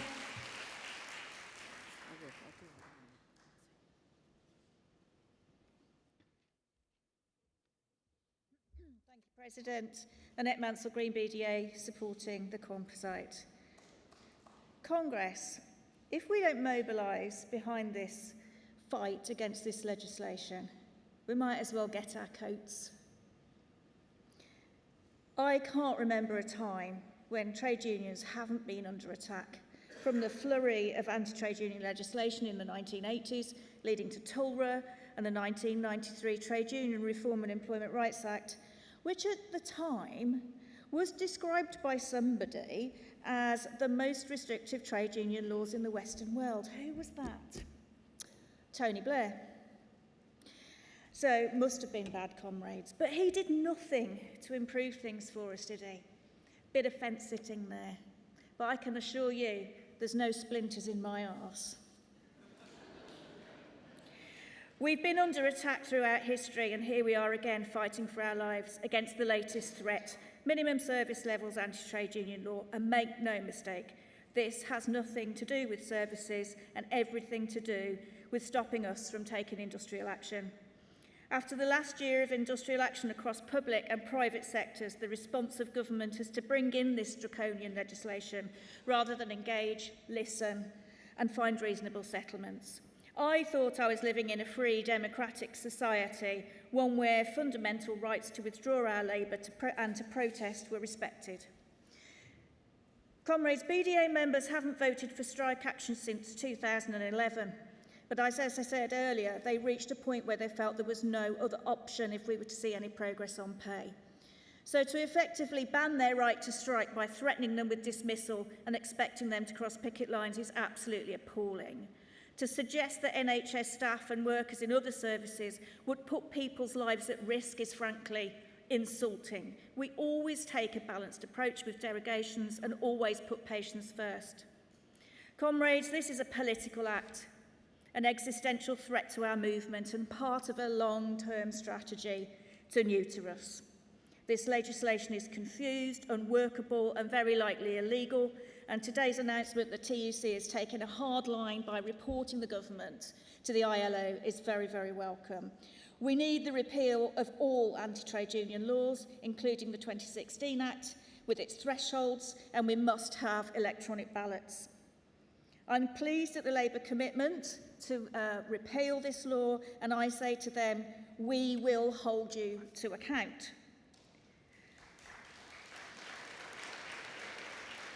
And I say to this government, if you want to fight, bring it on. Or as we say in Birmingham, come and have a go if you think you're hard enough, Bab.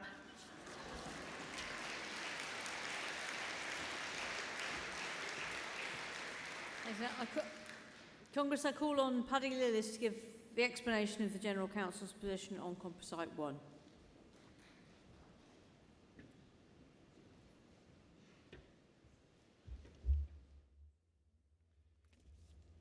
Paddy Lillis speaking on behalf of the General Council. Congress, the General Council supports the Composite motion with an explanation.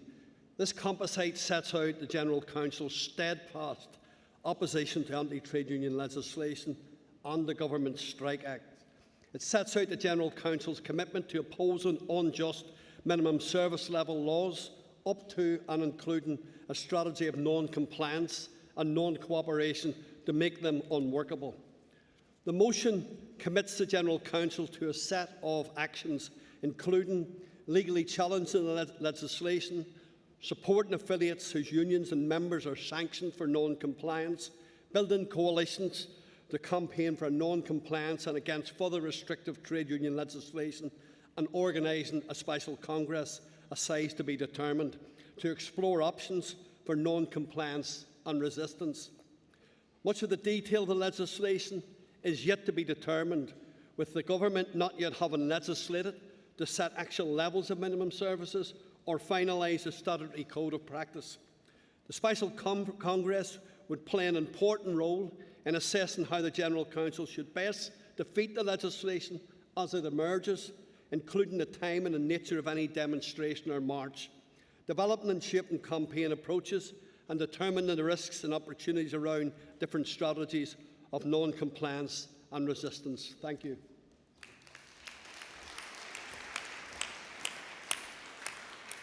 Thank you, Paddy. We move on now to motion 1, which is going to be moved and seconded before we take further contributions in this debate. The General Council support the motion with the reservation, which Paddy will outline later, but at the moment we are going to be hearing the movement of motion 1 by Unite. This needs to go really low for me, only tiny. President, Congress, Irene Trench, moving motion 1 on behalf of Unite the Union. Congress, we're living in what we hope will be the last years of, or perhaps months, of the Tory misrule. And how typical is it then that they are choosing to use the last of their allotted time to attack workers and their trade unions in the midst of a cost of living crisis? The minimum service level bills attack a Tory attack on the ability to strike of critical workers in industries for transport and nuclear energy. To paragraph, the Scottish play, nothing in their time in power became them like the leaving of it. The anti-trade union law must be clearly dividing line for this crisis, for this Congress. The Congress, this is why my union, Unite, is also fully supportive of Composite Motion 1 and the minimum service levels. This motion further stirs us to demand of Labour that any incoming government must act to repeal all anti-trade union laws within 12 months of gaining office, or sooner rather than later. The repeal is surely the lowest of the low bars that the Labour Party, worthy of a name, should be able to gingerly step across. So let us hope that this comes to pass. Congress, this motion also proposes the devolution of employment law to Scotland, a position that I am happy that General's Council have agreed to support. And for the record, my union, Unite, is clear, and our General Secretary was clear in her manifesto that this is about pace setting, not undercutting employment law in other parts of the UK. In the words of the Scottish Labour Party, this is a call for devolution of the employment rights with the UK floor to encourage a race to the top on workers' terms and conditions. What trade unionist would object to that? Time and again, workers in Scotland are subject to anti-trade union and anti-workers legislation to which the Tories have zero democratic mandate. There is no prospect for anything close to Tory majority in Scottish Parliament. Time and again, Scottish trade union win the support of the Scottish Parliament for improvement, only to be blocked by Westminster. Take two examples. The Scottish Parliament has been moved to support increasing minimum wage and mandate the Scottish living wage through all their contracts, but is blocked by the Tories in Westminster. The second, the Scottish Parliament has been moved to support a ban on zero-hour contracts and the introduction of sectorial collective bargaining in key areas of economy. Again, it's blocked due to reserved powers. Labour recently rollback on the rights for precarious workers is warning that there is no guarantee that Scotland will be any less restricted to reserved powers after general election. Congress, this is no argument for Scottish exceptionalism, nor does it detract from our firmly held view contained in this motion that all anti-union legislation should be scrapped and that every nation where we have members. But, Congress, there are opportunities in Scotland right now for better laws which are blocked in other parts of the UK, opportunities what would be a win for us all. Let us not stand in the way of them. Thank you. Please support.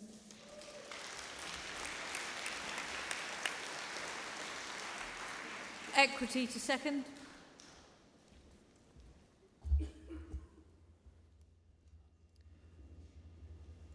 Paul Fleming, General Secretary, Equity.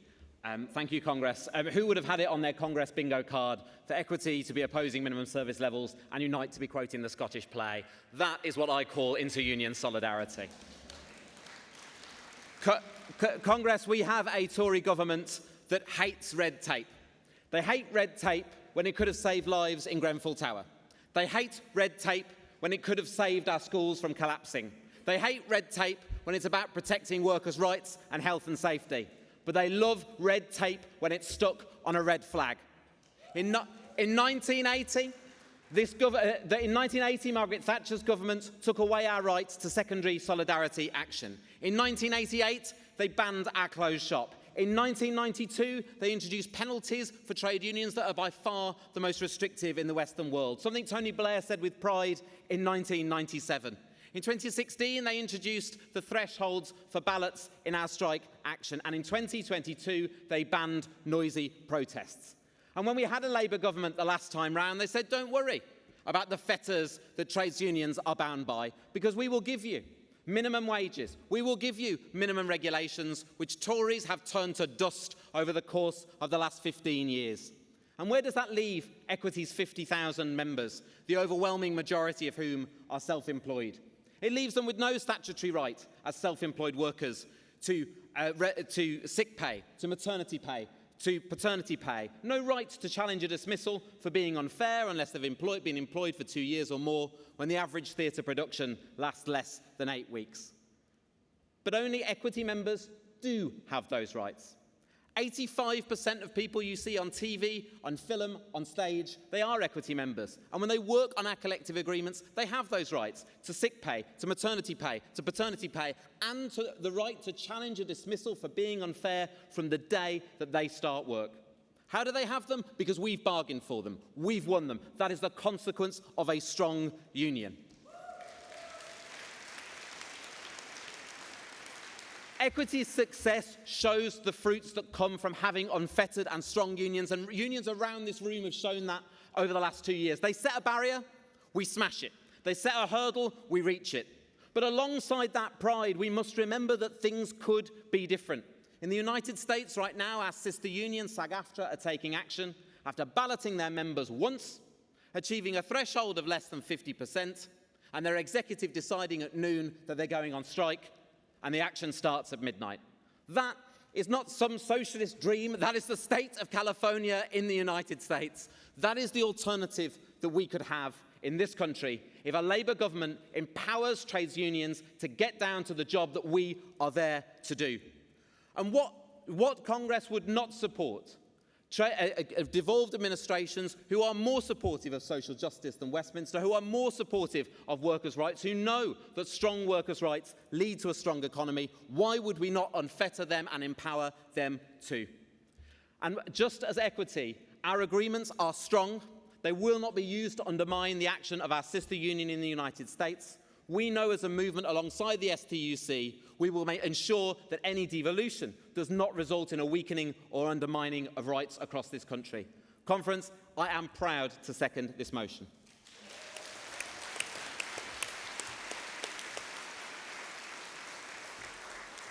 Congress, I call on Paddy Lillis to outline the reservation on from the General Council.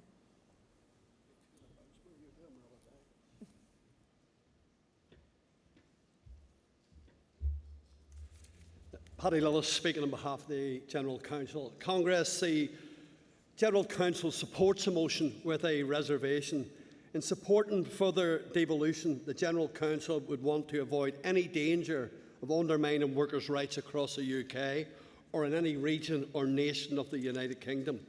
Devolution must be accompanied by clear commitments to raise the protections given to workers above a high and continuing proven floor across the UK, and must not enable reductions of protections in any nation.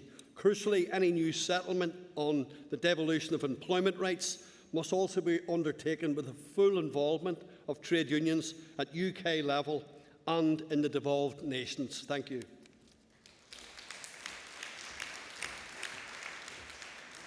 Thank you, Paddy. Thank you. Now we have several people indicated to speak in the debate, which is going to be on both the composite and the motion one.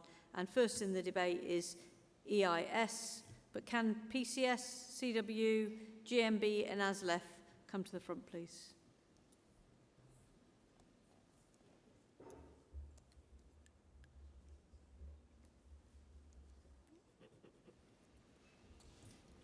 President, Congress, Mick Dolan, EIS, speaking in support of the motion. We welcome the support of the Council for this motion. The motion goes to the heart of the freedom of workers to be represented through trade unions. In times of crisis for a workforce, the strongest weapon we have is the threat to and the action of withdrawing our labour. This is a basic human right and a fundamental of any democratic society. A right which we exercise this year to win our members the best pay deal that they've had in 20 years through 5 days of strike action.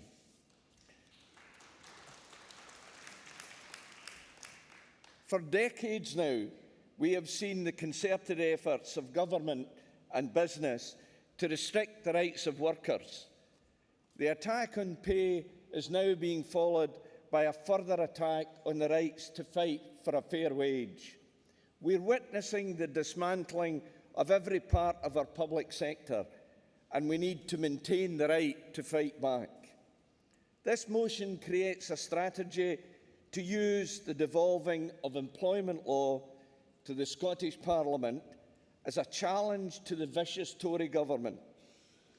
It can offer the workers' movement in Scotland the opportunity to play their part in building a platform of opposition for all workers in Britain. This is not about the politics of separatism. The EIS is an entirely Scottish-based union representing almost 65,000 teachers and lecturers.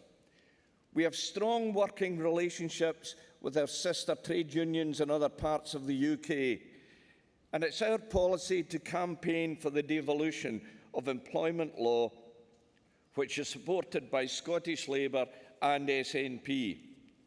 It fits with the long-standing existence of a separate legal system with different regulatory bodies.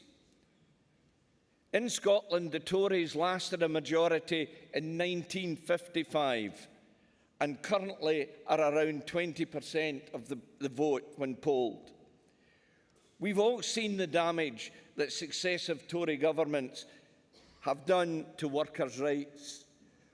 With such a small Tory vote in Scotland, it creates an opportunity to build a benchmark employment law to benefit all the UK. Please support the motion and send the message to this Tory government that the strategy to fight back starts here. Thank you. PCS.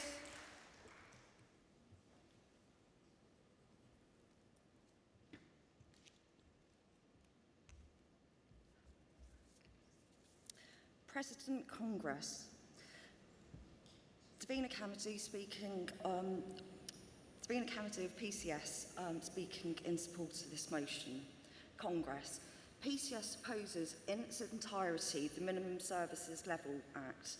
It is a blatant attack on trade unionists across numerous sectors, including our own members in the Home Office working at our nation's border. This act is an attempt by one of the most right-wing governments in recent history to remove the hard-won rights of trade unionists and to essentially criminalise the act of strike action.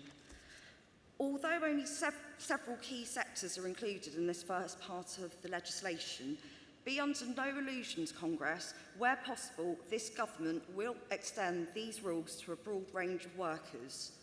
The bill would give Secretaries of State overwhelming authority to define and introduce service levels for certain sectors without any input or consultation with workers or trade unions. Our members and those of several other trade unions could be sacked for taking part in action which has been democratically voted on by the membership. Trade unions could face substantial fines for any breaches. PCS are concerned that this legislation breaches the confidentiality of our Home Office members, many of whom work in complex and difficult circumstances in border security. We believe the bill was in direct breach of international law, and therefore unions must be willing to take this fight down every possible legal avenue to ensure our members are protected from this sham law. We acknowledge that ministers have launched a consultation relating to the impact of the minimum service law and the Home Office. PCS will produce a submission, but we will in no way endorse this legislation. its impact on our members or its attempt to stifle the democratic processes of our movement. The threats posed to trade unionists from this legislation are imminent, and we must be ready to stand alongside colleagues in any affected sector, encouraging mass protests, legal challenges and, where possible, non-compliance, ensuring we are all united in our fight to defeat this bill.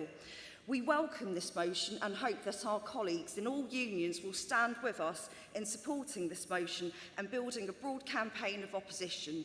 We also urge opposition parties to stand alongside workers and ensure that no one is sacked because they have invoked their human right to remove their labour.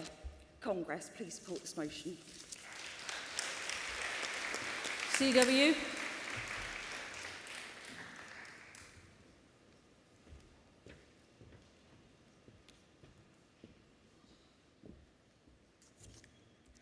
President Congress, Michelle Bailey, CWU, first time speaker.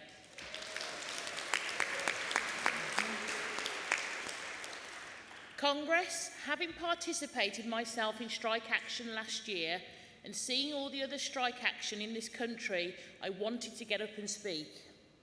The Strikes Minimum Service Levels Act is an outrageous attack on millions of key workers who the government hailed as heroes during the COVID pandemic. It means that hard-working people such as nurses, doctors, teachers, rail workers and others who have risked their lives could be sacked for exercising their legitimate right to strike for a fair deal. Surely this cannot be right. The TUC have rightly called it unworkable and almost certainly illegal.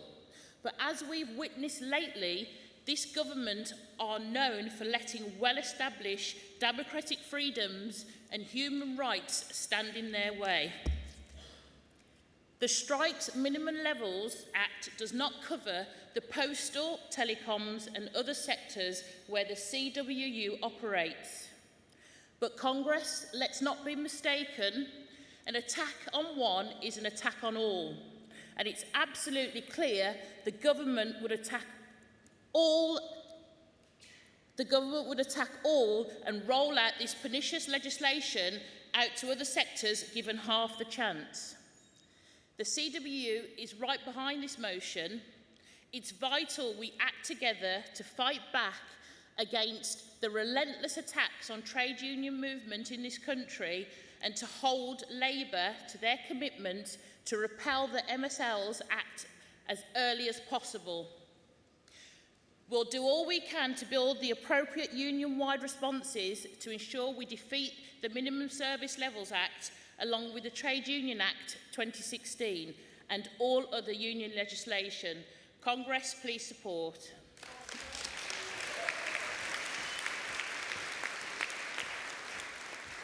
GMB and Aslef, if they want to come down.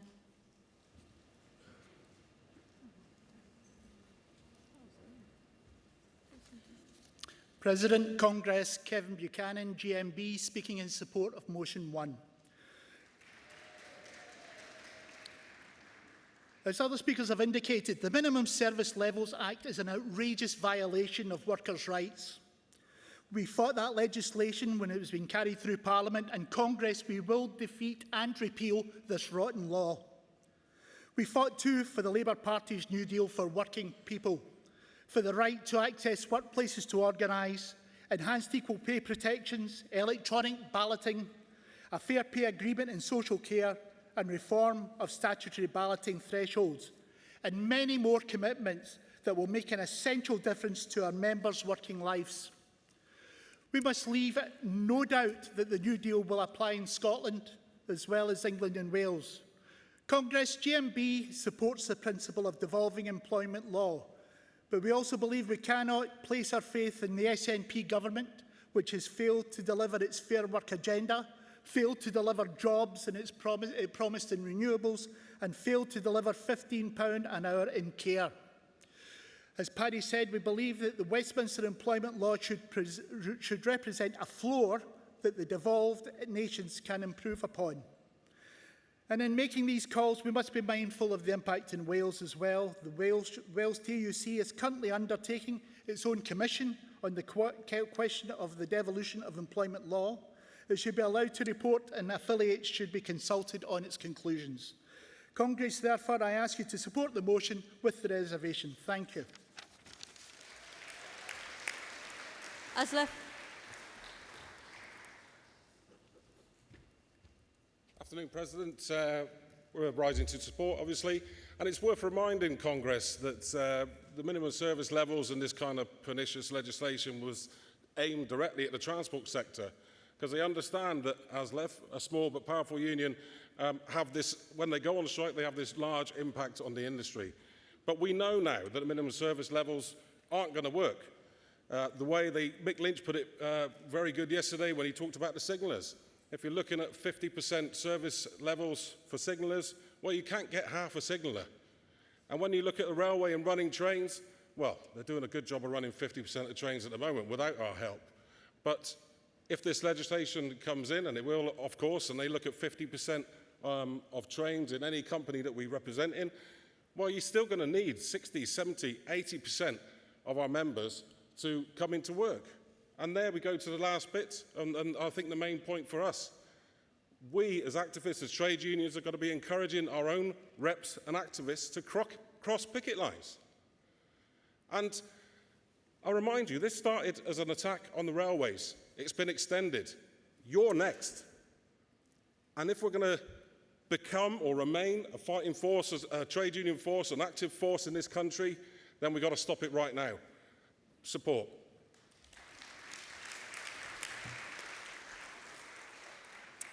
Thank you, Delegate. Right, going to take the votes now on this debate. A vote, first of all, on Composite 1. Will all those in favour please show? Hands down. Those against? Clearly carried, unanimously as far as I can see. Vote number 1. Will all those in favour, vote on motion number 1. Will all those in favour please show now? Hands down. All those against? Carried. Right, we move on to... Yep. Good debate, Congress. Motion 5. Stop employer intimidation and defend the right to strike. The General Council support the motion. UC to move. Seconded by NASUWT.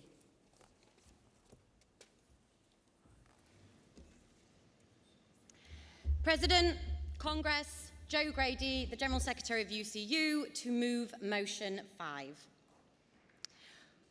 When we take strike action, we understand that we forego pay. It is the trade that we make when we withdraw our labour in a bid to force employers to recognise the value of it. This year in higher education, we have seen bosses docking significant amounts of pay as part of our ongoing pay disputes, and this has been on the basis of members taking part in a marking and assessment boycott.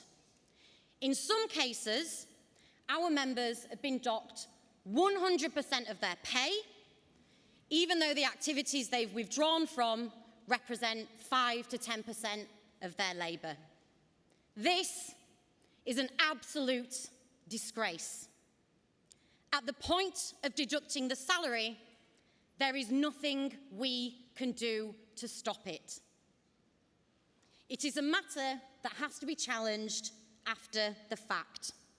Again, this is an absolute disgrace, but it is completely in line with the anti-union and anti-worker laws of this country. They are allowed, in fact, I would actually say they are encouraged to get away with it. And employers in the higher education sector have wielded this legal entitlement with glee, applying it despite knowing that it is completely disproportionate and in some cases is plunging our members into serious and significant financial hardship. They have used students as a moral shield to justify this disgusting and iniquitous tactic. One university boss was even on record, admittedly in a leaked WhatsApp, as saying he wanted his staff to feel pain. This extreme callousness lays bare the contempt that university bosses have for their staff.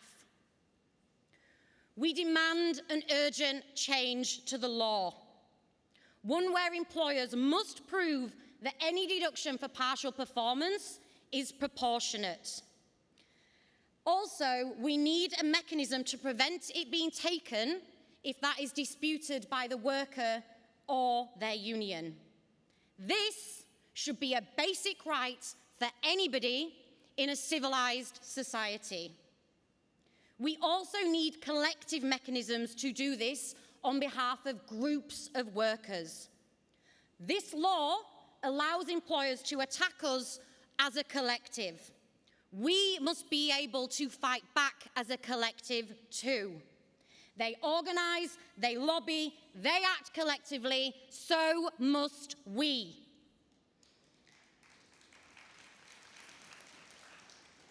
But more than anything else, Congress, we need an industrial campaign that is public-facing and is about the right to strike.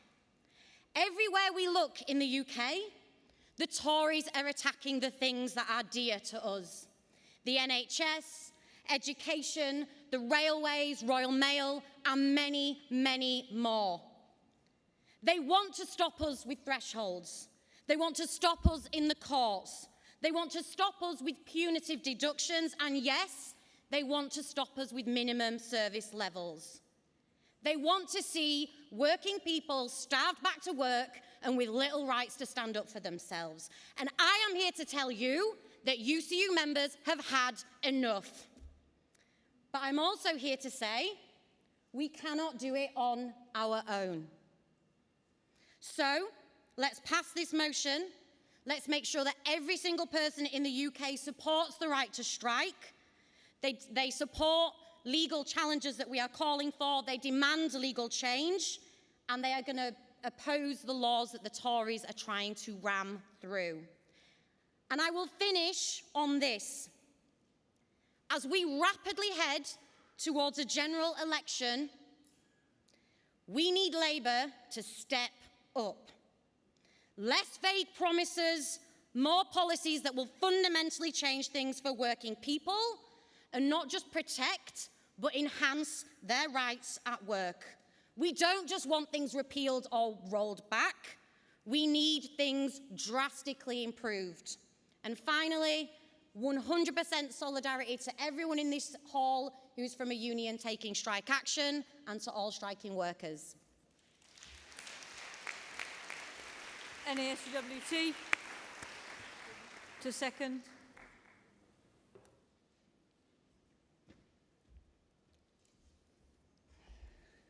President Congress, Rosemary Carabine, President NASUWT, the Teachers Union, seconding motion 5.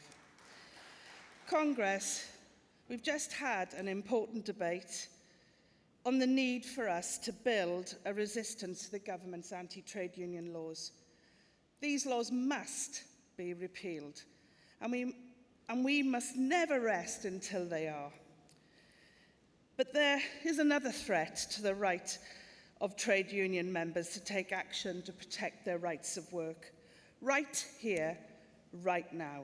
There are employers who are exploiting the law to impose punitive deductions to the pay of workers taking action short of strike action. What the UCU has described in this motion is also happening to our members in schools right across the UK. Across the country, in England, Wales and Scotland, employers are being encouraged by governments to threaten and intimidate and to do so with impunity. In Scotland, Glasgow Council deducted salaries when NASUWT members took action short of strike action to ensure their safety at work. The employer went further locking our members out of their workplace. We were forced to escalate to strike action, and Congress, we won.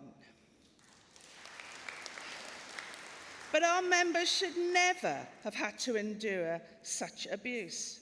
Next week, members of the NASUWT across England will be starting our first national work to rule industrial action in over a decade. We want the message for this Congress to be that you will stand with us. Members of UCU, NASUWT and all our unions to protect the right of all our members to take industrial action to protect their working conditions and jobs without fear of punitive attacks. We will not let these employers get away with these abuses any longer. I second.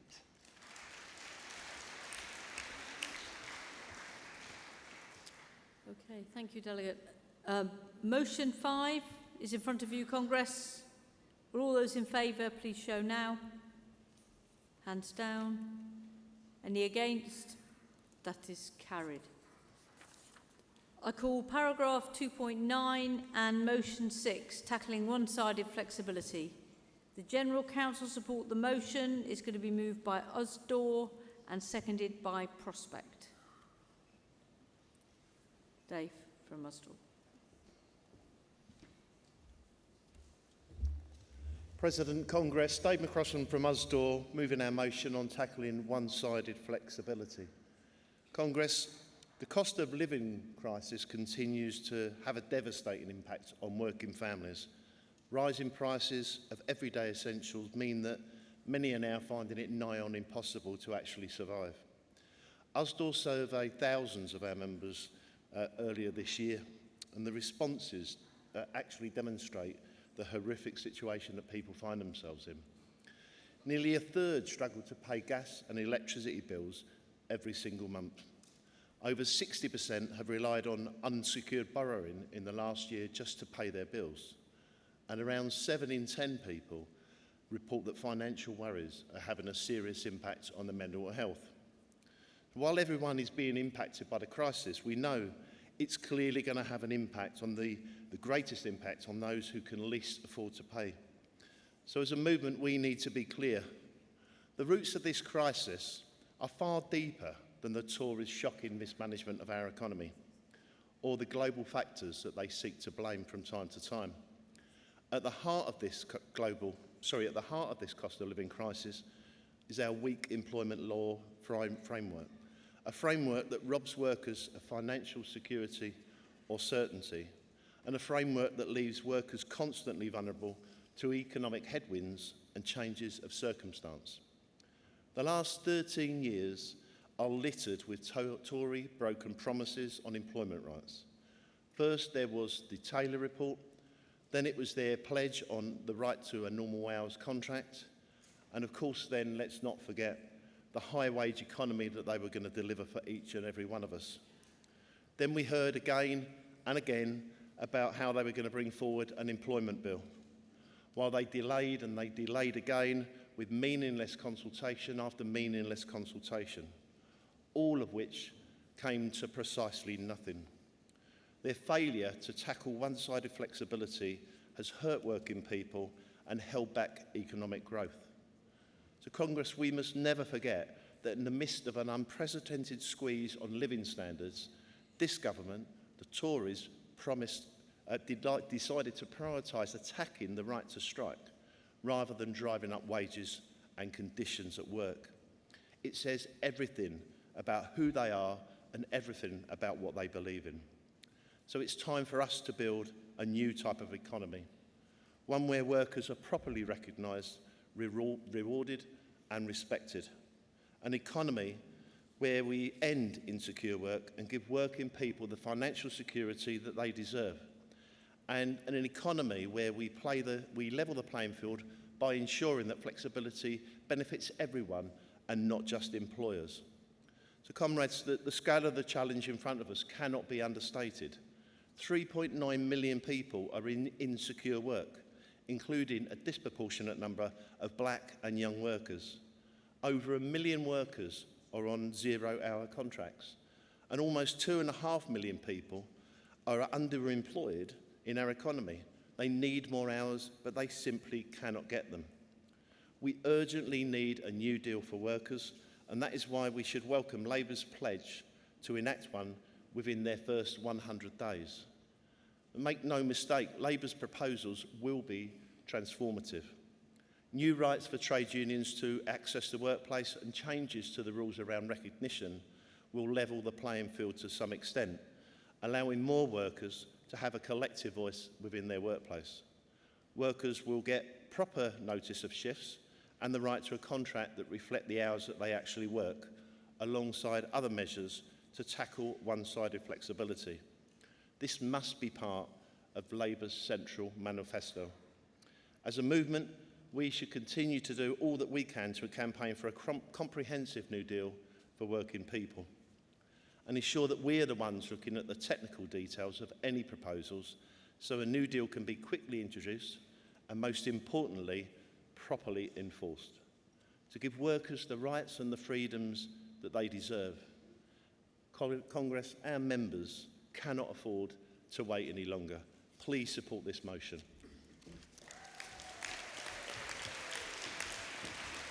Prospect to second, and unable to take any further contributions from unions on this.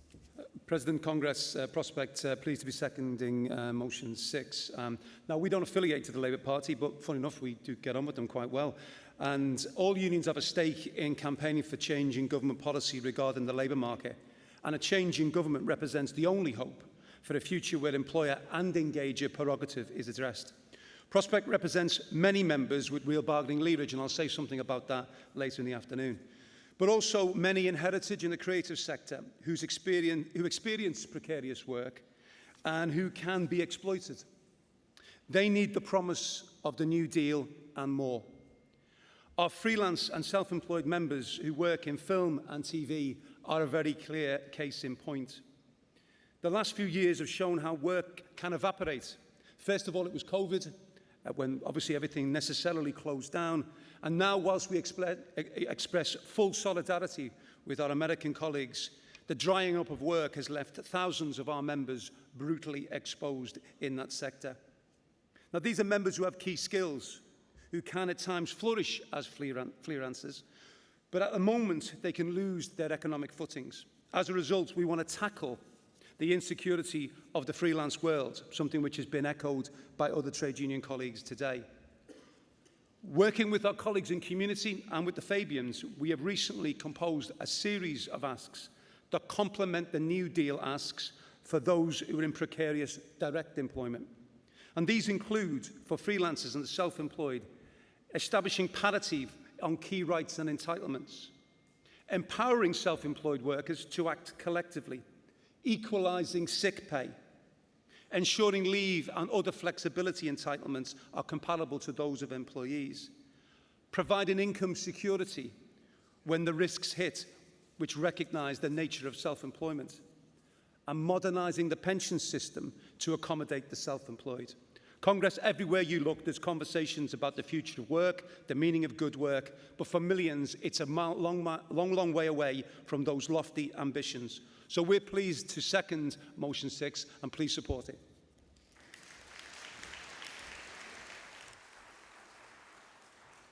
Congress, motion 6 before you. Will all those in favour please show?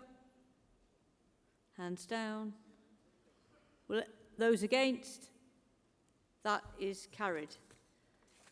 Congress, we now move to section 5 of the General Council report, working together as the TUC, and it's on page 56. I call motion 74, coordinating the trade union movement. The General Council supports the motion, moved by CW, seconded by RMT, and again, I'm afraid we're not going to be able to take any other speakers in the debate.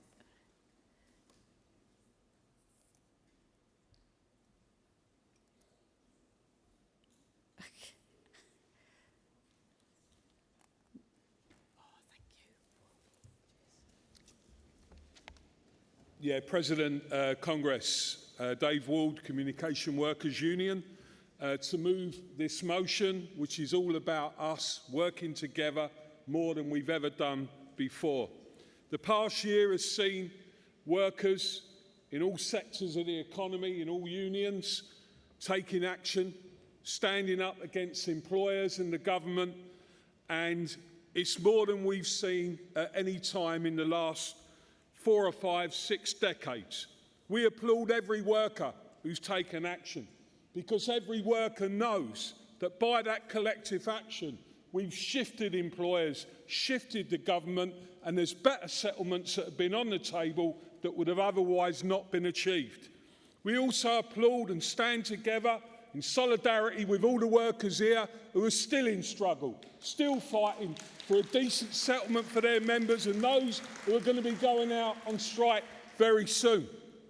But Congress, we're here today to say if we really mean this, we really want to do the things that have been said at this rostrum, some great stuff from some great trade union leaders, then we have to also reflect honestly on what we've also seen in the last year and what lessons we can take from that to make us stronger.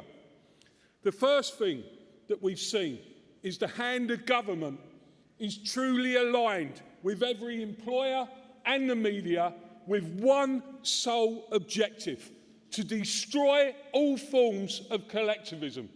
The good news is every one of you have played your part in making sure that they fail. We also know that workers everywhere now understand the reality that these business leaders, these so-called experts in growing businesses, they haven't got any solutions whatsoever. All they do now is get grotesque pay, not to grow and improve services, but to smash them up, to make sure they asset strip and make sure they get more and more money to shareholders in dividends and what else, and workers are paying the price. They don't want it to continue, and they know the only people who are standing up for them is us collectively. We've also know we don't need to fear these people anymore. Not that we ever really did, but by God, when I see you lot out there on the media, you wipe the floor with every one of your counterparts. Mick Lynch, Mick, I'm going to say to you, that Paul Madeley must be still having nightmares when you did that interview. But surely, Congress, the biggest thing that we've seen is that actually, had we worked together on the New Deal campaign, great that we're on it now, CW led that campaign, one of the key things in that campaign was collective bargaining being done together across sectors of the economy. That is the key to building the strength for collective action and ultimately strike action. So this motion calls upon the TUC to do a number of things. Firstly, it calls upon you, Paul, and the General Council to get in the room together and have the best debate we've ever had about what does a collective bargaining agenda across a sector of the economy actually really mean. Can we pull it off? Can we put it into practice? And can we really turn the tables and shift the balance of forces in the world of work? You know we can do it. We urge you today setting out that agenda. We are totally behind what you said. Secondly, it calls upon us to conclude the review of the TUC that started the other year to facilitate exactly that objective, bringing unions together stronger, making us more democratic than we've ever been previously. It also calls upon us to set out a media strategy that builds on the success that we've all had in the last year. A workers' media strategy, the TUC leading it with all of our resources together. And finally, Paul, what you said earlier on was spot on. It calls upon us to lobby the Labour Party, not to just take the title of a New Deal, but to deliver the policies that are contained within it. And we are totally committed to that objective. Congress, the power is in this room. The power is in every one of us. We don't have to wait for the political change. We have to lead it and show them the way. And I've never known a time where it's more necessary to defend workers. But this is the test for every single one of you, every leader, every union, every representative. Are we prepared to set aside, on occasions, some of our own individual aspirations as unions in favour of us working together with collective strength, building collectivism? Well, I'm here to tell you the CW are ready to do that, and I know you all are as well. Vote for the motion. Thanks very much. RMT. To second.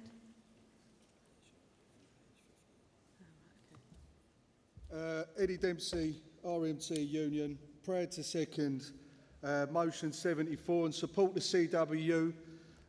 We're answering the call, Dave. We're ready absolutely to do what you've just described. And I've got to say, Congress, there isn't a single motion, there isn't a single debate that you've had so far you're going to have during this Congress that wouldn't be prevented in some way by the way the economy's run right now. The things that we stand for, good jobs with decent pay and safe working conditions, housing, education, the ability to retire in dignity, all of these things come into conflict with the fact that our society is run on the basis of the profit motive and not on the basis of what's right and good for the people in this country. And the reason things are that way is because the bosses and corporate power in this country are organised and they've got a strategy. They cooperate with government and the media to make sure that they gobble up our public services and our industries. They make sure that they get from the public purse bailouts when they fail. They make sure that they get from the public purse money to cover losses they incur during strike action. They're able to get the government to bring laws in to reduce our ability to bargain as workers at the table, and they use their friends in the media to try and divide us and to demonise our movement and to portray us as things we're not in front of the general public. Now, all of these things are done to us because they're organised. And when I came in to my union, I was brought up on the understanding that it always comes down to who is better organised, them or us. And if they're better organised than us, then they'll have more profits and we'll have less jobs, poor conditions and no public services and no safety net for our people. But if we're better organised than them, then we're on the march and we can really do something. We can really make this country better. We can really improve education, take our NHS back, get rid of these anti-trade union laws, make sure our old people are looked after and have got pensions so they can retire in dignity.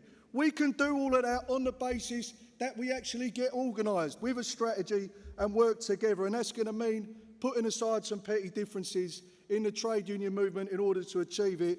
We're absolutely behind the CWU. I want to pay tribute to the leadership they've shown in this and to how hard they fought during their recent dispute. Give them a clap. They've been an inspiration to our members in the RMT. And they're good friends of ours. We're always happy to coordinate with the CWU. Just have a look at Mick and Dave. They've even coordinated their haircuts for this Congress. So look, I'm urging you to support this. It's a fantastic motion and a very important thing, a very important piece of work that we must do. Because if we don't, we're going to be back here again next year and you're going to have the same delegate after delegate coming up here to this rostrum, painting a picture for you of every industry and sector and public service we work in on the rocks in a managed decline of Britain. So let's get organised together and let's show them what for.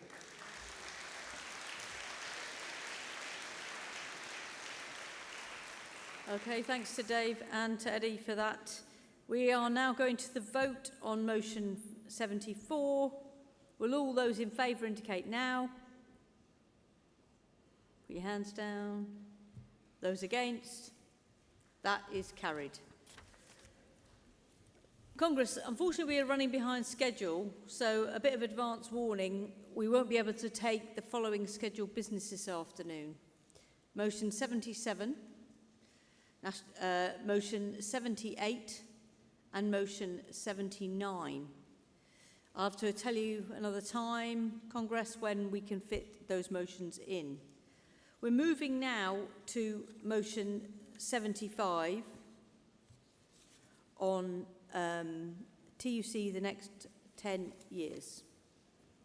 I call paragraphs 3.6 to 3.17 and motion 75.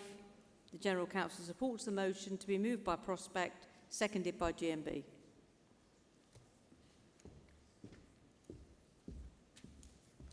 President Congress, Mike Clancy, moving motion 75. So I'm going to add my voice very clearly to the courage of members and their representatives who've taken industrial action across the last 2 years. It's truly humbling, and everybody, rightly, in the last day or so, has paid tribute to it, drawn inspiration from it, and there will be more disputes ahead. And I speak on behalf of a union with many members with a great deal of bargaining leverage, who can turn the electricity off in this room and close your skies at a moment's notice.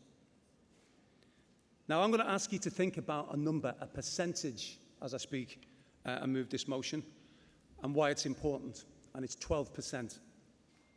Why is 12% important? Have a think. Now, having said that our representatives and members have shown this tremendous courage, we must also guard against allowing the media to just paint us as disruptors. Our members want us to solve their problems and influence their employers as well, and it requires a range of tactics. And we need to be known as experts at work and in touch with contemporary workplace challenges. Union profile has been exceedingly high in the last 2 years, but the most sobering thing is that most recent figures on membership available show that total membership fell by 200,000 in 2022 alone. And colleagues, that's a massive wake-up call. And combined with the fall the year before, the gains of the 3 previous years have largely been eradicated. Our movement's ageing, and a lot of the members that we do represent reflect a public sector lineage. Now, if these trends continue, our movement will be compromised well before many of the younger activists in this room and beyond are due to retire. And this is a challenge we can't leave to the next generation. Density has fell below 50% in the public sector. And that sets alarm bells. But the primary crisis of trade unions in the UK lies in the private sector, where most Prospect members are. We represent the public and private sector, where just 12% of the workforce are union members. 12%. And much of the sector has no presence at all. Now, dealing with the private sector requires different tactics. Markets, products, profit and sustainability all play out differently and are factors in bargaining and employment security which have to influence union postures and responses. But if we don't address this as a priority, public sector trade unionism will look like an oddity, and our enemies will actually say it's only in the public sector that those people have unions, they have pensions, and they have people who speak for them. The crisis in the private sector is a crisis for the public sector. And we will face more furious attacks if we don't succeed over the next 10 years in having a renaissance of private sector trade unionism. We are all in that together. As we look to a potential change in government with the Labour Party riding high, we have a chance and an obligation to reverse this decline. We don't need to convince ourselves in this room about the value of trade unionism. We need to convince the 78% of people in the private sector who are not union members. Now, a government that's progressive might throw open the doors. We may have some opportunities, but the organising is on us. We have to think through the strategies. We have to think through how we're going to reach these people who've never been a union member, or, like Paul said, never been asked. And that's still a crucial challenge to the trade union movement. It isn't just the Tories making it difficult. We've got to find out why we are not more attractive on more occasions to people, particularly in the private sector. We've got to seize the opportunities, and that's why we are proposing a working group. That might not sound particularly startling, and that's maybe why the TUC have agreed to it, but we think this is absolutely essential to put private sector trade union renaissance, private sector trade union organising, and supporting, therefore, our members in the public sector as an absolute priority of the TUC, and particularly as we head into, hopefully, better times ahead with a Labour government. So I ask you to support this motion And let's be honest with the challenges. Let's deal with the 12%. Thank you. GMB to second.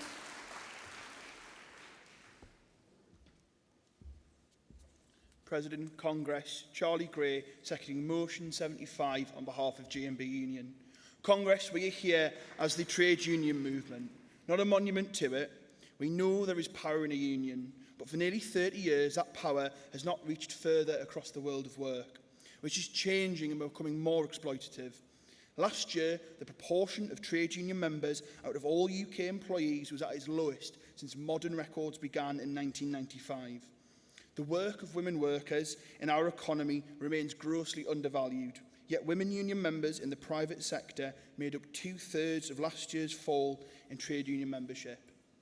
The TUC research found workers from black, Asian and minority ethnic backgrounds were more likely to be trapped in insecure work, that disabled workers are more likely to be low paid, and that in 1 in 5 workplaces do not have any policies to support LGBT+ staff. Age banding in the national minimum wage means every hour young workers aged under 18 doing the same job as older colleagues can be paid nearly half as much for doing so. Our economy underpins these inequalities, but we cannot end them with the disparities that remain in who trade union membership is made up of today. Congress, we shouldn't ignore the fights and wins of our members that they've led in their workplace in this last year. As Paul Novak, our TUC General Secretary, said today, our movement is fighting and it is winning. We have not been complacent in the workplaces that we're in. The problem is the workplaces that we're not in. Close to half of employees who were trade union members had been with their current employer for 10 years or more. We can't expect workers to find us on their own just because we think our values should be naturally appealing to them. We have to go out to them, organise and rebuild. That's worker by worker, workplace by workplace. Building a movement fit for the challenges of today and the challenges of the future. That is a responsibility that lies on all of us. This is the biggest collective challenge we face since those who rebuilt the country and grew this great movement of ours from the ashes of the Second World War. And I want to be part of that generation of trade unionists that rises to that challenge. And I'm sure all delegates here share that feeling too. But our actions will speak louder than our words. New and improved practices and behaviours will make them louder. And by rooting what we do differently in the struggles and experiences of worker everywhere, we will be heard. So please support this motion, Congress. I second. Thank you.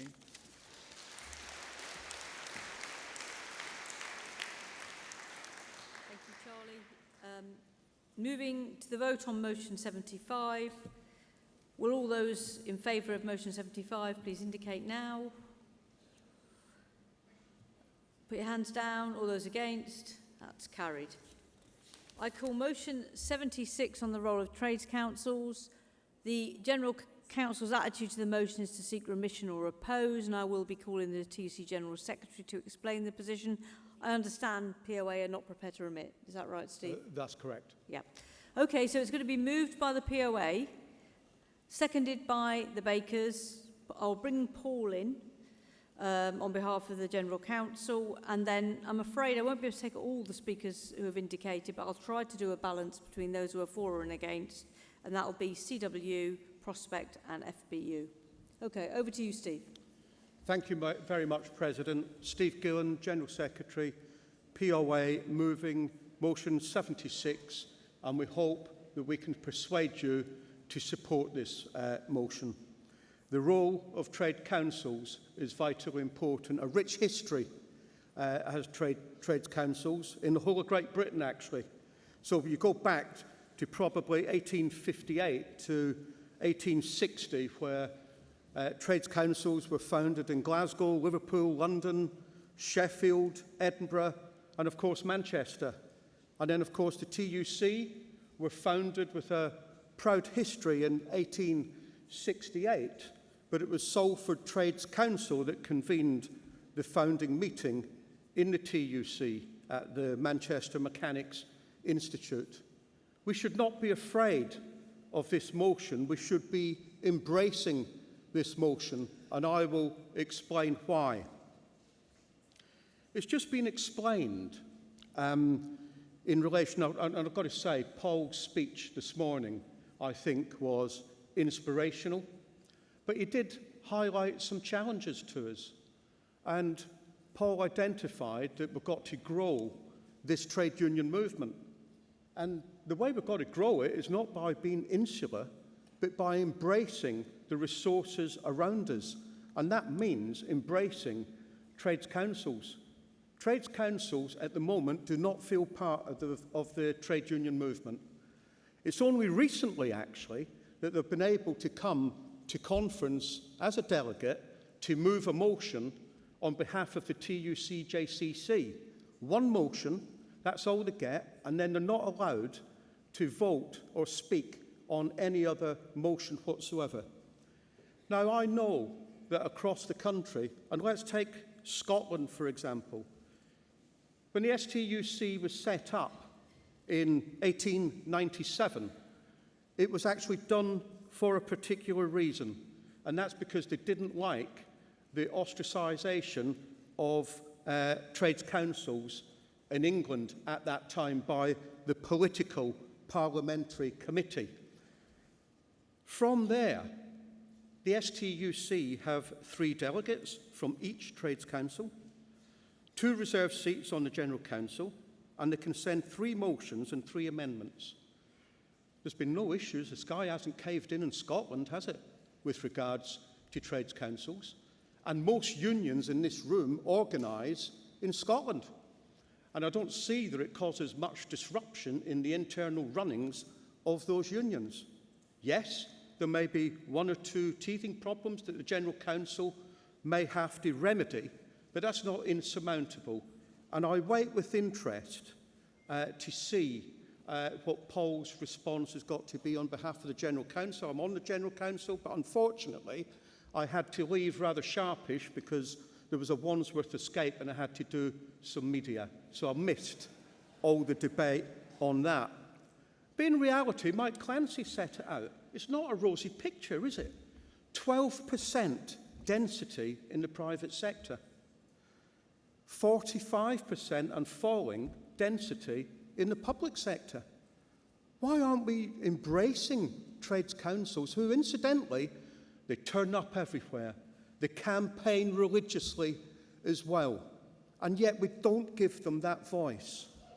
We should be inclusive, not exclusive. Why not embrace them? Now, I don't know who's who and who's going to vote, but there's certainly some opposition to this. The reality is, for me, there's time still during this debate to change your mind. We've got challenges ahead of us. It says the strapline, winning at work. We can only win at work if we're inclusive and we pull everybody together, coordinate everybody to fight together. That's when we'll be at our best.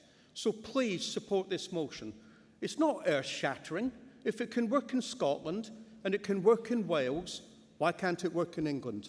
Please support. Sarah, Bakers Union. The second. President, Congress, Sarah Woolley, General Secretary of the Bakers Food and Allied Workers Union, proudly supporting the POA's motion. Congress, whilst I was at the STUC Congress earlier this year, I had a brilliant conversation with a number of trades councils about the work they'd been doing, the potentials of joint work in the future, and as a delegate was even given a booklet which outlined the work of a number of trades councils up there. I left wondering why we don't do the same. Trades councils are in our communities. They engage our activists to go further than being active in one union, but to work on behalf of the whole movement in the town or the city that they live in. In the Yorkshire and Humber region, we've got some amazing trades councils, and I'm very biased because that's where I'm from, and I know other regions do too. Sheffield created Sheffield Needs a Pay Rise, fundraised for an organiser who works with the trade unions in the city to build our movement in the lowest paid city in the UK. Leeds, and I know Jane's here, she does a phenomenal job for Leeds Trades Council, has created Leeds Get Organised, along with the many other initiatives that Trades Council has run over the years, that has drawn in young people to sign up and do organising sessions after May Day marches. Wakefield has created a fantastic climate group which is made up of trade unionists, climate activists, young people and community members. Hull has created a solidarity shop. Our trades councils organise picket line support. You don't have a picket line without somebody there from the local trades council. They organise our May Day marches, events like with banners held high in Wakefield, and if you've not been, get there next year. Ealing Trades Council does organised days. I appreciate that's outside of the Yorkshire number, but we've been working with them with Organise Now. These groups of activists in our communities think outside the box and innovate when it comes to building our movement. And as Steve said, we need them if we're going to grow even more. They get to take part as we do in Scotland and Wales, but not here. That's got to change. And whilst I'm stood here, thank you to the people that are active in our trades councils for everything you do for our movement every day of the year. Support the motion. Right, call on the General Secretary to explain the position of the General Council. Thank you, President. The General Council is asking Congress to oppose the motion. Now, many of us have been active in the Trades Council's movement. In my case, Wirral Trades Council 3 decades ago. Everyone in this room supports Trades Councils. Everyone in this room wants more unions to affiliate to their local Trades Council. Everyone in this room wants Trades Councils to support local union campaigns and deliver all the priorities we are discussing this week. But this motion isn't about that. It's about changing the nature of this Congress, a Congress of sovereign unions, democratically accountable to their members. Every Trades Council already has the opportunity to attend this Congress as a delegate of their own union, accountable to their union, representing their union. Now, currently, Trades Councils are represented at Congress by a delegate who's elected at the preceding Trades Councils conference to move their motion to Congress. Increasing their number to 3 delegates will give Trades Councils a larger Congress delegation than almost half of our affiliated unions. This motion would give a vote to Trades Councils delegates, but it's not clear in the motion how many votes they would have, who they would be voting on behalf of, or how they would be accountable for those votes. Most unions to this Congress will hold delegation meetings. They'll consider motions against their own union's policies, but delegates from the Trades Councils conference would be voting on issues, voting on motions submitted by affiliated unions with no accountable structure to take a mandate from or be responsible to. The motion also calls for Trades Councils to have an automatic seat on our General Council. Congress, there are 28 affiliated unions who do not have an automatic right to sit on our General Councils. Each one of those unions is affiliated to the TUC, funds our campaigns, directly represents people at work. That's not the case for Trades Councils. They are not unions. They have a different job. They're not affiliates to the TUC. They do not represent people in workplaces. So please, let's support the work of our Trades Councils, celebrate the work of our Trades Councils, let's affiliate our branches to them and make sure that we send delegates to those Trades Councils, but please support the General Council position and oppose this motion. Thank you, Congress.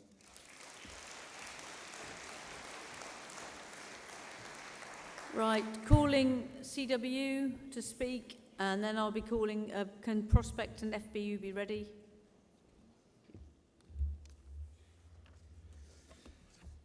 President, Congress, Tony Cairns, Communication Workers Union, briefly to support. Patrick Roach moved composite number 1 earlier. He said, "We are united in working together to protect, defend our communities. We campaigned together, we organised together." And everyone clapped, and everyone cheered, and everyone carried the motion. Except here we are now, with the General Council telling us not to do that. Can't face both ways at once. We all know the attacks coming from the Tory government, debated on a minimum services bill, that we face unprecedented times. As Mick Lynch pointed out, they get away with this, they're coming to outlaw the trade union movement. So it is essential that we use every single method at our disposal to come together, to be united, to work as a collective. And you do not do that, Paul, by excluding people from that debate. You say It'll change the nature of this TUC. There's about, 400 people in this room, and we're asking for 2 more than they already got. They've got 1, they're asking for 3. But those 3 are going to change the nature of this conference. I don't think so. And when you ask the question, who holds them to account? So who holds them to account? The people who will elect them as delegates to come to this Congress will the people who hold them to account, exactly the same as it is now for the one person. And this point where you say, well, it gives them more than what a number of our trade union affiliates already have in this hall today. It doesn't take anything away from what those trade union delegates have got. It just opens up to make us more collective. You see, one of the issues I think we need to face, and I think it was what Sarah was alluding to, is we need to embrace, if you like, what goes on in our communities. Let's give you 2 examples. I think it was the Morning Star article this morning by Dave Chappell.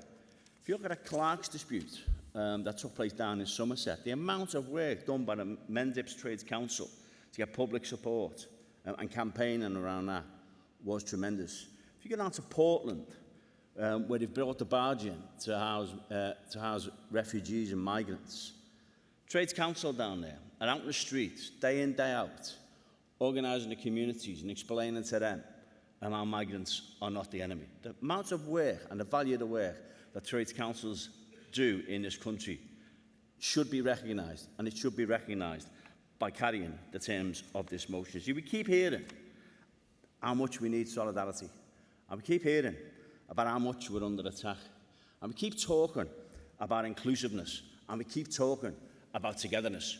Well, here's our chance to prove it and to bring in those people into this Congress and move this movement forward as a collective, as it should be. We support. Prospect. And then I'll be taking FBU, and then we will have Steve's right of reply. Yes. President, Congress, Toby James, Prospect, he, him. I'm speaking to oppose this motion. Look, I understand where this is coming from, and I understand the immense value of trades councils. I'm a lay rep, and I'm a delegate to my local trades council. In Congress, last year we carried a motion encouraging affiliation to trades councils. I wanted to remind you of that while I have this platform. And those of you, lay reps, staffers, whose branches are yet to affiliate, get a pen and paper or text or email your branch secretary and remind them to, because it's brilliant and it's what our movement's about. But Congress, this motion, let's look at our movement, and keeping an eye on our future, let's ask ourselves, what should we be doing? And how does this motion fit in? We need to be engaging the disenfranchised, the marginalised, people who feel there is no place for them, the not yet organised. We need to empower every working person in this country who is as yet unheard in our movement. Congress, trades councils are not where we find these people. Trades council delegates are already engaged. They know the movement. They are already trade union members, and accordingly, they are already represented here. The motion states that trades councils' total affiliated membership, were it a single trade union, would warrant a far larger Congress delegation. Congress, this is double counting. Again, every single one of these people is already in a union. I'm one of them. We are already represented. We have our delegations. We are already in this room. And further to this, Trades Council delegates are among our most engaged members. By double counting these people specifically, we are reinforcing the biases that exist in our movement. We are heightening the barriers that exist to engagement to others. Let's focus instead on creating space in our movement, giving a voice to people that do not yet have one, instead of simply duplicating our own. So please, engage with each other, affiliate to your local trades council, but reject this motion. Thank you.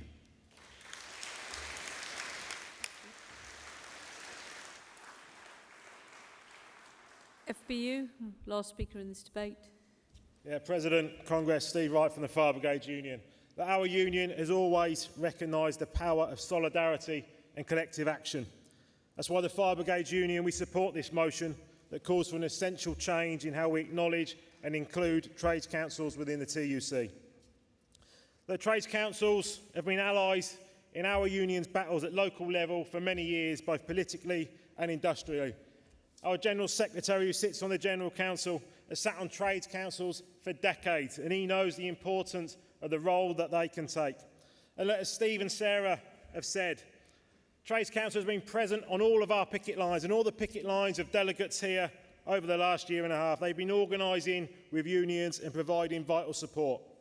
And importantly, they are a vital avenue for extending solidarity amongst our movement.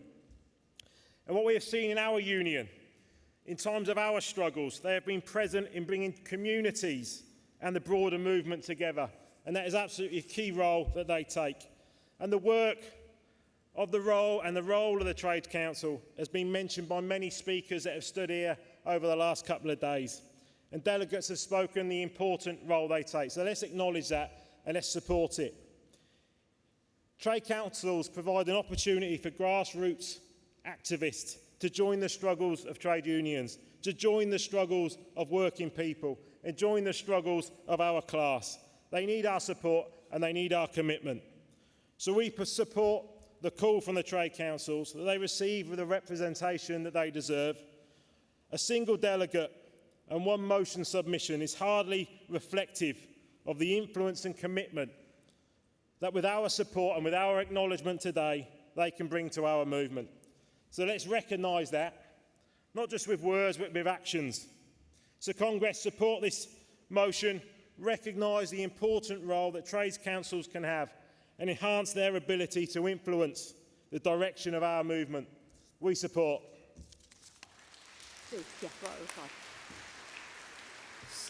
Steve Gillen, exercising POA right of reply. Thank you very much, President.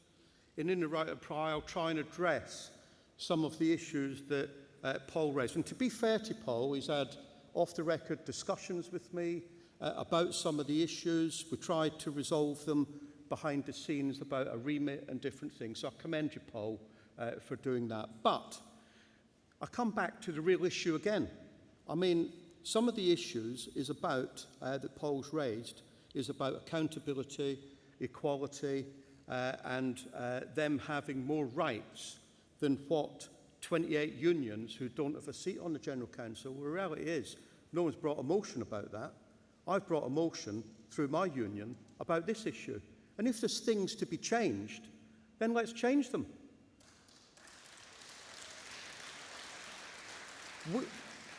We're quick enough as a trade union movement to criticise employers and governments for a race to the bottom. Let's not fall into that trap, because I see this, if this goes down, as a race to the bottom. Because trades councils, I'll repeat again, do turn up. They coordinate different actions. I remember when the RMT at Dover manoeuvred within something like 24 hours, and the amount of trades council banners down there to bolster the crowds and what have you was phenomenal. They chased the far right out of Erskine up in Scotland. They chased them out of Liverpool, and they chased them out of other places. The work that they do is fantastic. Why can't we work hand in hand? Why can't we do that? Because I'm telling you, I've been chairing the TUC JCC annual conference for the last 5 years and attend most meetings throughout the year, and there is a frustration there. They can't always attend as delegates here through the trade unions because some of them are actually retired. People like Martin Mayer, people like Dave Chappell, decades of experience who can nurture young people coming along. And it's not as if there's a massive list to join trade unions in our communities. And that's where, if we embrace and work together, we can get communities doing recruitment for trade unions and entice more ethnic minorities into the movement, entice young men and young women, and so forth. Please, this is the beginning of a conversation, irrespective of how this motion goes. It's not going to go away, because I don't want to come back in 2 or 3 years when the trade councils have collapsed and people are ruining decisions that you've made the wrong mistake. Think carefully about what you're doing. Please support this motion, I urge you.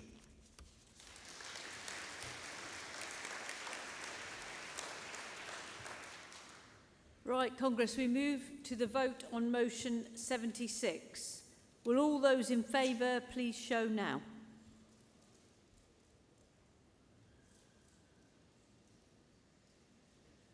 Put your hands down. Those against? Oh my God, it's even. I'm going to be a card.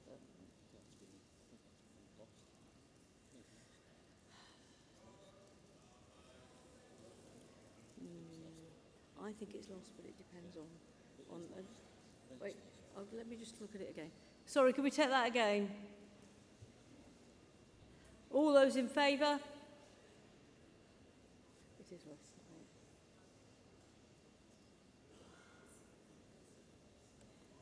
Put your hands down. All those against? I think it's lost. What do you think in terms of taking a... No. I think it looks, well, I think we need to go for a card vote, okay?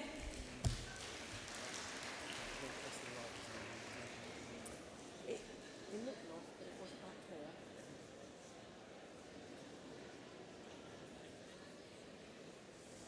clear. Okay, okay, people. Bit of excitement, eh? Ah. Well, I don't know, if you're sad anyway. Okay, tellers in their places, please. Will delegates and photographers please be seated and keep the gangways clear? We can do this swiftly if everybody cooperates. We've got a roll call of the tellers. Dave Gott, Pat LaRue. What? Yeah, I'm calling them. Where do they have to go? Okay, David Gott, can you put your hand up? Oh, come on. You had one job, yes. What? Pat LaRue?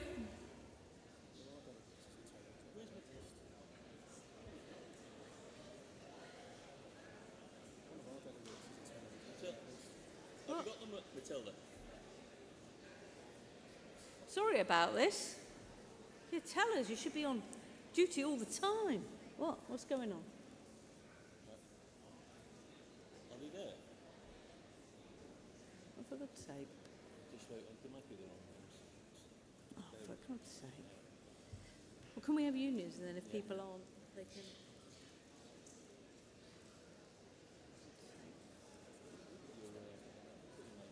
I think...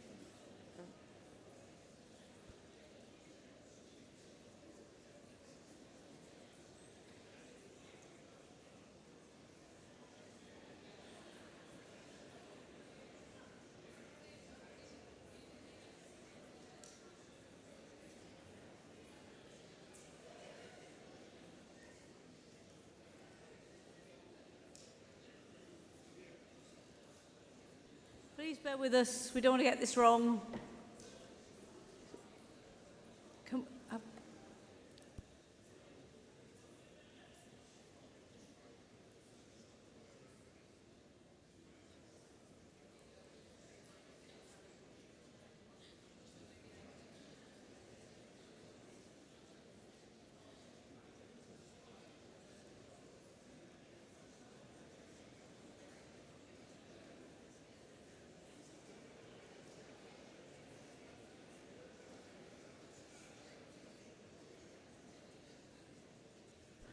I do apologise to the people I was reading out. You weren't on duty. Instead, can we have Anwar Ali standing up, please? Yep. Great. Angela Partington? Yep. Yep. Jill Taylor? Yep. Yep. Jackie Marshall, is that? Yeah. And Alan Dobby? Yep. Okay, we have the tellers. We can move. Now, what we do, tellers going to be in their different places. Yeah. All those in favour of the motion, I'm sure some of you have done this before, please stand, turn to your left and show your card.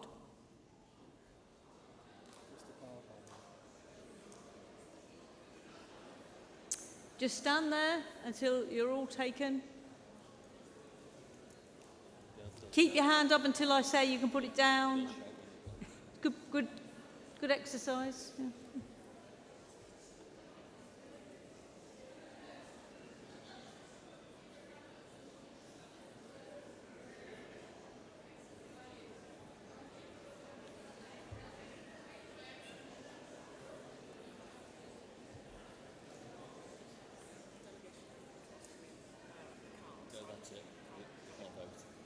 So it's car vote, sorry.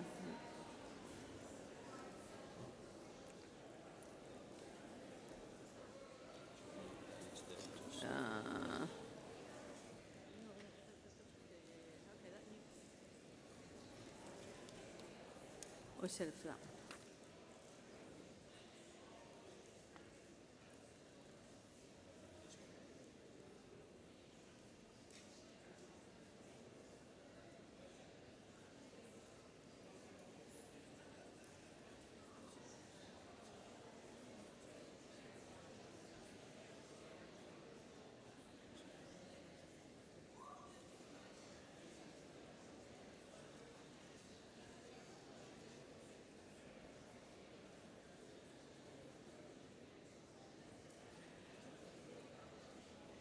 How are we doing? Tell us, have all the votes been taken?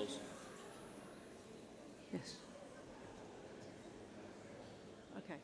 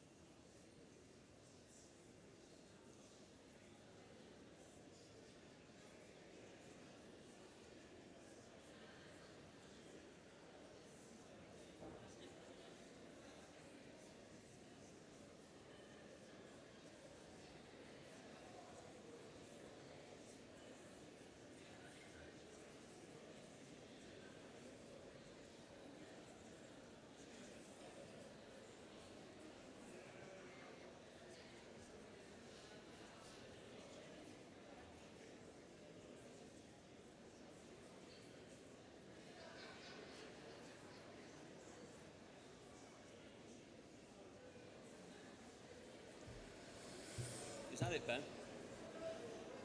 Yeah. Okay. Right, so... Okay, the votes for have been counted. The same applies. Those delegations who are voting against, again, and we've got all the tellers here, Anwar, Angela, Jill, Jackie, Alan, you're still here. All those against the motion, please stand and turn to your left and show your card.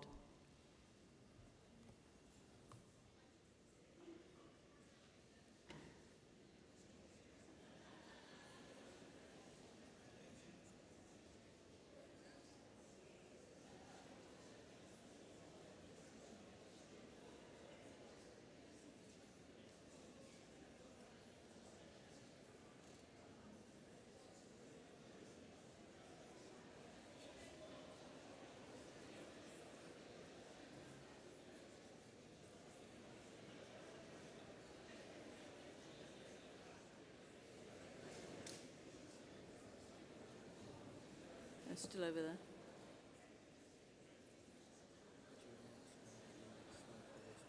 What? Yeah, no, after. We're good, because it's normally we stop for business, but this is not business, so. Come on. Sit down.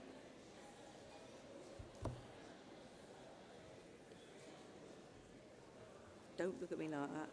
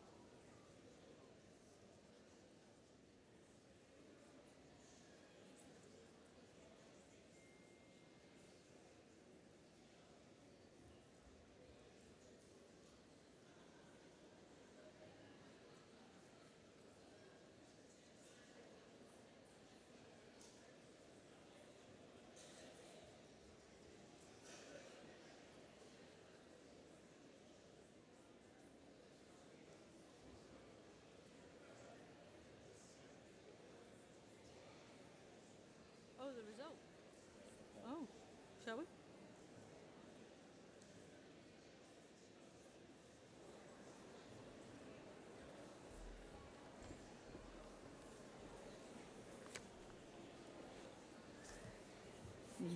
Yeah, yep. Okay, comrades and friends, we have a result. Votes for 1850. Votes, oh, you know that's thousands, don't you? Votes against 3,137,000. So the vote is lost.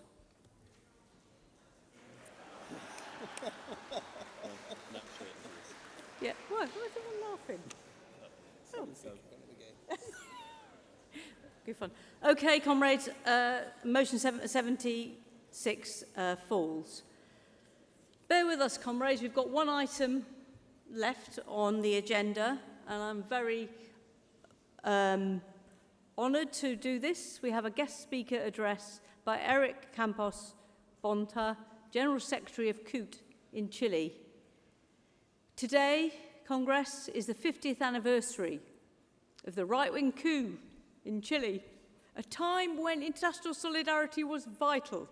I'm now delighted to be able to welcome Eric to address Congress, and with him is his interpreter Hassan, Director of Justice for Colombia.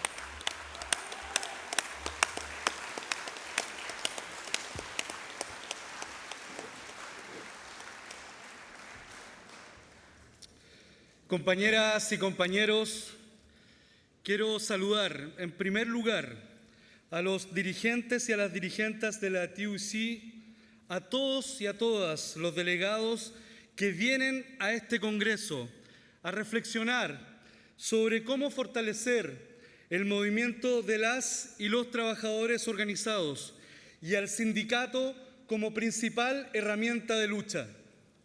Friends, colleagues, comrades, first and foremost, I would like to give a warm greeting to the leadership of the TUC and to all the delegates that have come to this Congress to consider how to strengthen the workers' movement and the trade union movement as a principal tool of struggle. Una lucha que tiene por objetivo el bienestar de la clase trabajadora y la lucha contra la precarización de nuestras vidas, que día a día sufrimos como consecuencia de los permanentes cambios del capital. Hoy, más que nunca, se reafirma la contradicción histórica entre el capital y el trabajo. A struggle that has as its core objective the well-being of the working class and the struggle against the precarity that we suffer day to day in our lives as a consequence of the permanent changes of capital. Today, more than ever, we see the historic contradiction between capital and labor. Vengo de Chile, un país que se ubica al extremo sur de América, que ha visto entre sus hijos más ilustres de la clase trabajadora a Luis Emilio Recabarren, a Teresa Flores, a Gabriela Mistral, a Violeta Parra, a Víctor Jara y a tantos otros que lucharon y entregaron sus vidas por el socialismo y la lucha de las y los trabajadores, así como lo hizo el compañero mártir Salvador Allende. I come from Chile, located in the extremities of South America, that has amongst its most notable working-class sons and daughters Luis Emilio Recabarren, Teresa Flores, Gabriela Mistral, Violeta Parra, Victor Jara, and so many others who were part of the fight and gave their lives for socialism and for the workers' struggle, as was the case until his last breath of the comrade President Salvador Allende.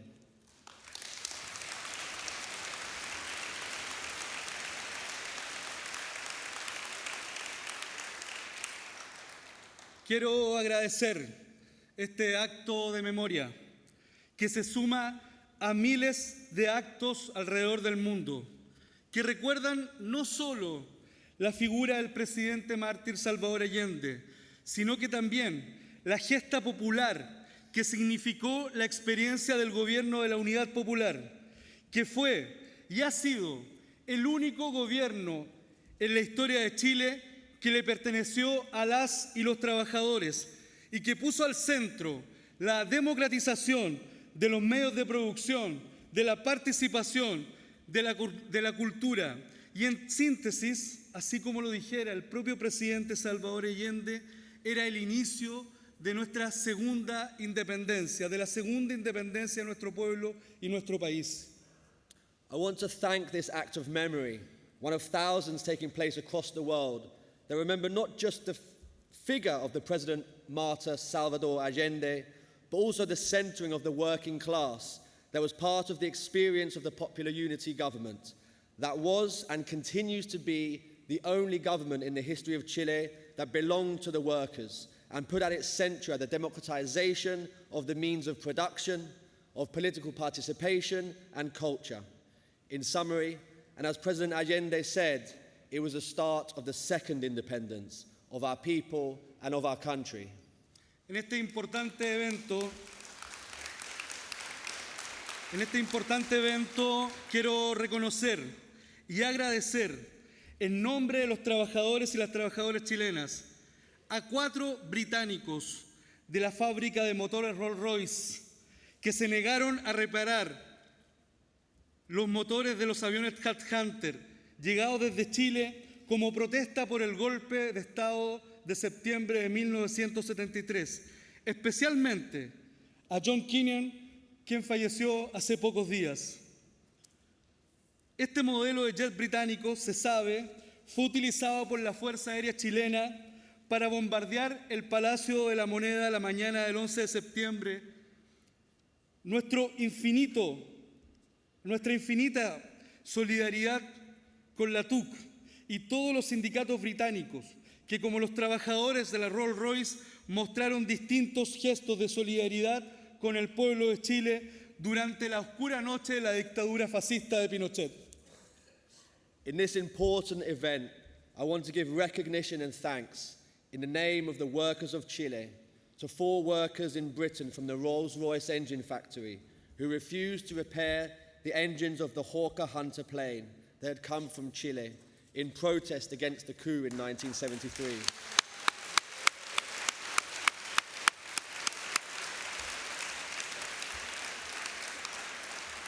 Especially to John Keenan, who recently passed away.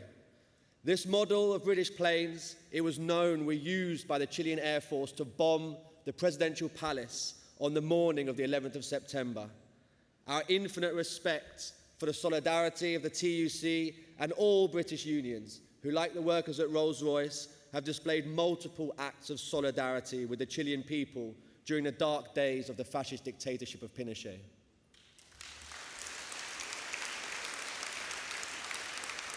El golpe militar, perpetrado exactamente hace 50 años, fue organizado por la oligarquía, el gran empresariado, la derecha, con la estrecha colaboración de los Estados Unidos, cuestión comprobada en distintos documentos desclasificados por el propio gobierno norteamericano.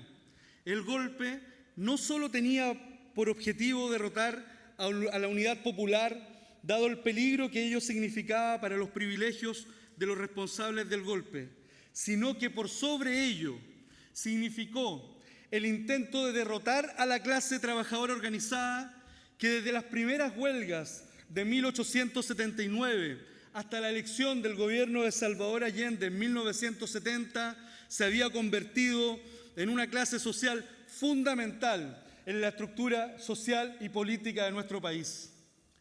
The military coup carried out exactly 50 years ago was organized by the oligarchy, by the business elites, by the right, with the close collaboration of the United States, something that has now been shown in multiple documents now declassified by the North American government itself. The coup did not just have the objective of defeating the Popular Unity government, which was seen as a danger to the privileges of those responsible for the coup, but more than that, it was an attempt to destroy the organization of the working classes, who from the first strikes of 1879 to the election of Salvador Allende in 1970 had become a fundamental social and political actor in our country. En Chile, el golpe tuvo por objetivo instaurar por primera vez en el mundo un modelo basado en el neoliberalismo. Para cumplir ese objetivo, lo primero que hicieron fue desarticular el poder de la acción colectiva de la clase trabajadora. Establecieron la fragmentación sindical, despolitizaron y establecieron una huelga que en la práctica no paraliza. En concreto, crearon una relación solo individual entre el trabajador y el empresariado, restando el poder acumulado por más de 100 años de historia del movimiento de las y los trabajadores. In Chile, the coup had the objective, for the first time in the world, to install neoliberalism. And to achieve this objective, first, they sought the destruction of the power of collective action of the working class. They focused on causing trade union fragmentation, depoliticization, and established a model of strike that in practice was not able to disrupt. In summary, they promoted a purely individual relationship between the worker and the company, removing all of the power built up for almost 100 years of history of the workers' movement. Chile no está ajeno al fenómeno global del avance de las ideas neofascistas, que en nuestro país significan la negación de la violación de los derechos humanos y la reivindicación de la figura del dictador Pinochet. Sin embargo, el pueblo responde realizando miles de acciones en todo el país, estableciendo una disputa por la memoria y la verdad histórica. Chile is not immune from the global phenomenon of the advance of neo-fascist ideas, which in our country sees the denial of human rights abuses and a new celebration of the figure of the dictator Pinochet. However, the people have responded, carrying out thousands of actions across the country, creating a battle for historical memory and historical truth. El mejor homenaje para los más de 1.000 detenidos desaparecidos, para los más de 30.000 torturados y torturadas, a los miles de luchadores y luchadoras sociales, es seguir levantando los valores socialistas del gobierno de Salvador Allende, poniendo al centro la democracia y a la clase trabajadora. The best tribute to the more than 1,000 detainees and disappeared, to the 30,000 who were tortured, to the thousands of men and women in the struggle, is to continue promoting the socialist values of the Salvador Allende government, putting at its center democracy and the working class.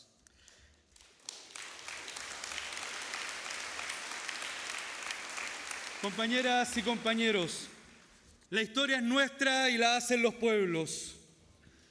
Brothers and sisters, comrades, colleagues and friends, history is ours, and it is the people who make it. ¡Viva el pueblo! Long live the people! ¡Vivan las y los trabajadores! Long live the workers! ¡Viva la TUC!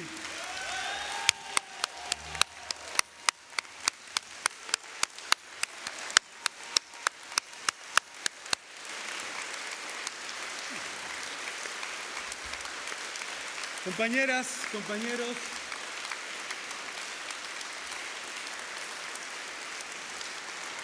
muchas gracias, compañeras y compañeros.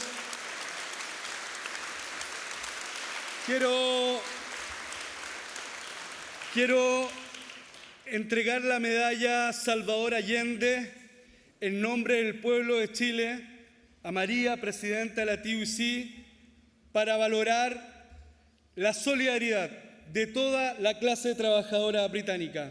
Muchas gracias, compañera. I'm going to hand over this medal of Salvador Allende in the name of the Chilean people in thanks and respect for all of the solidarity from the British trade union movement. Thank you.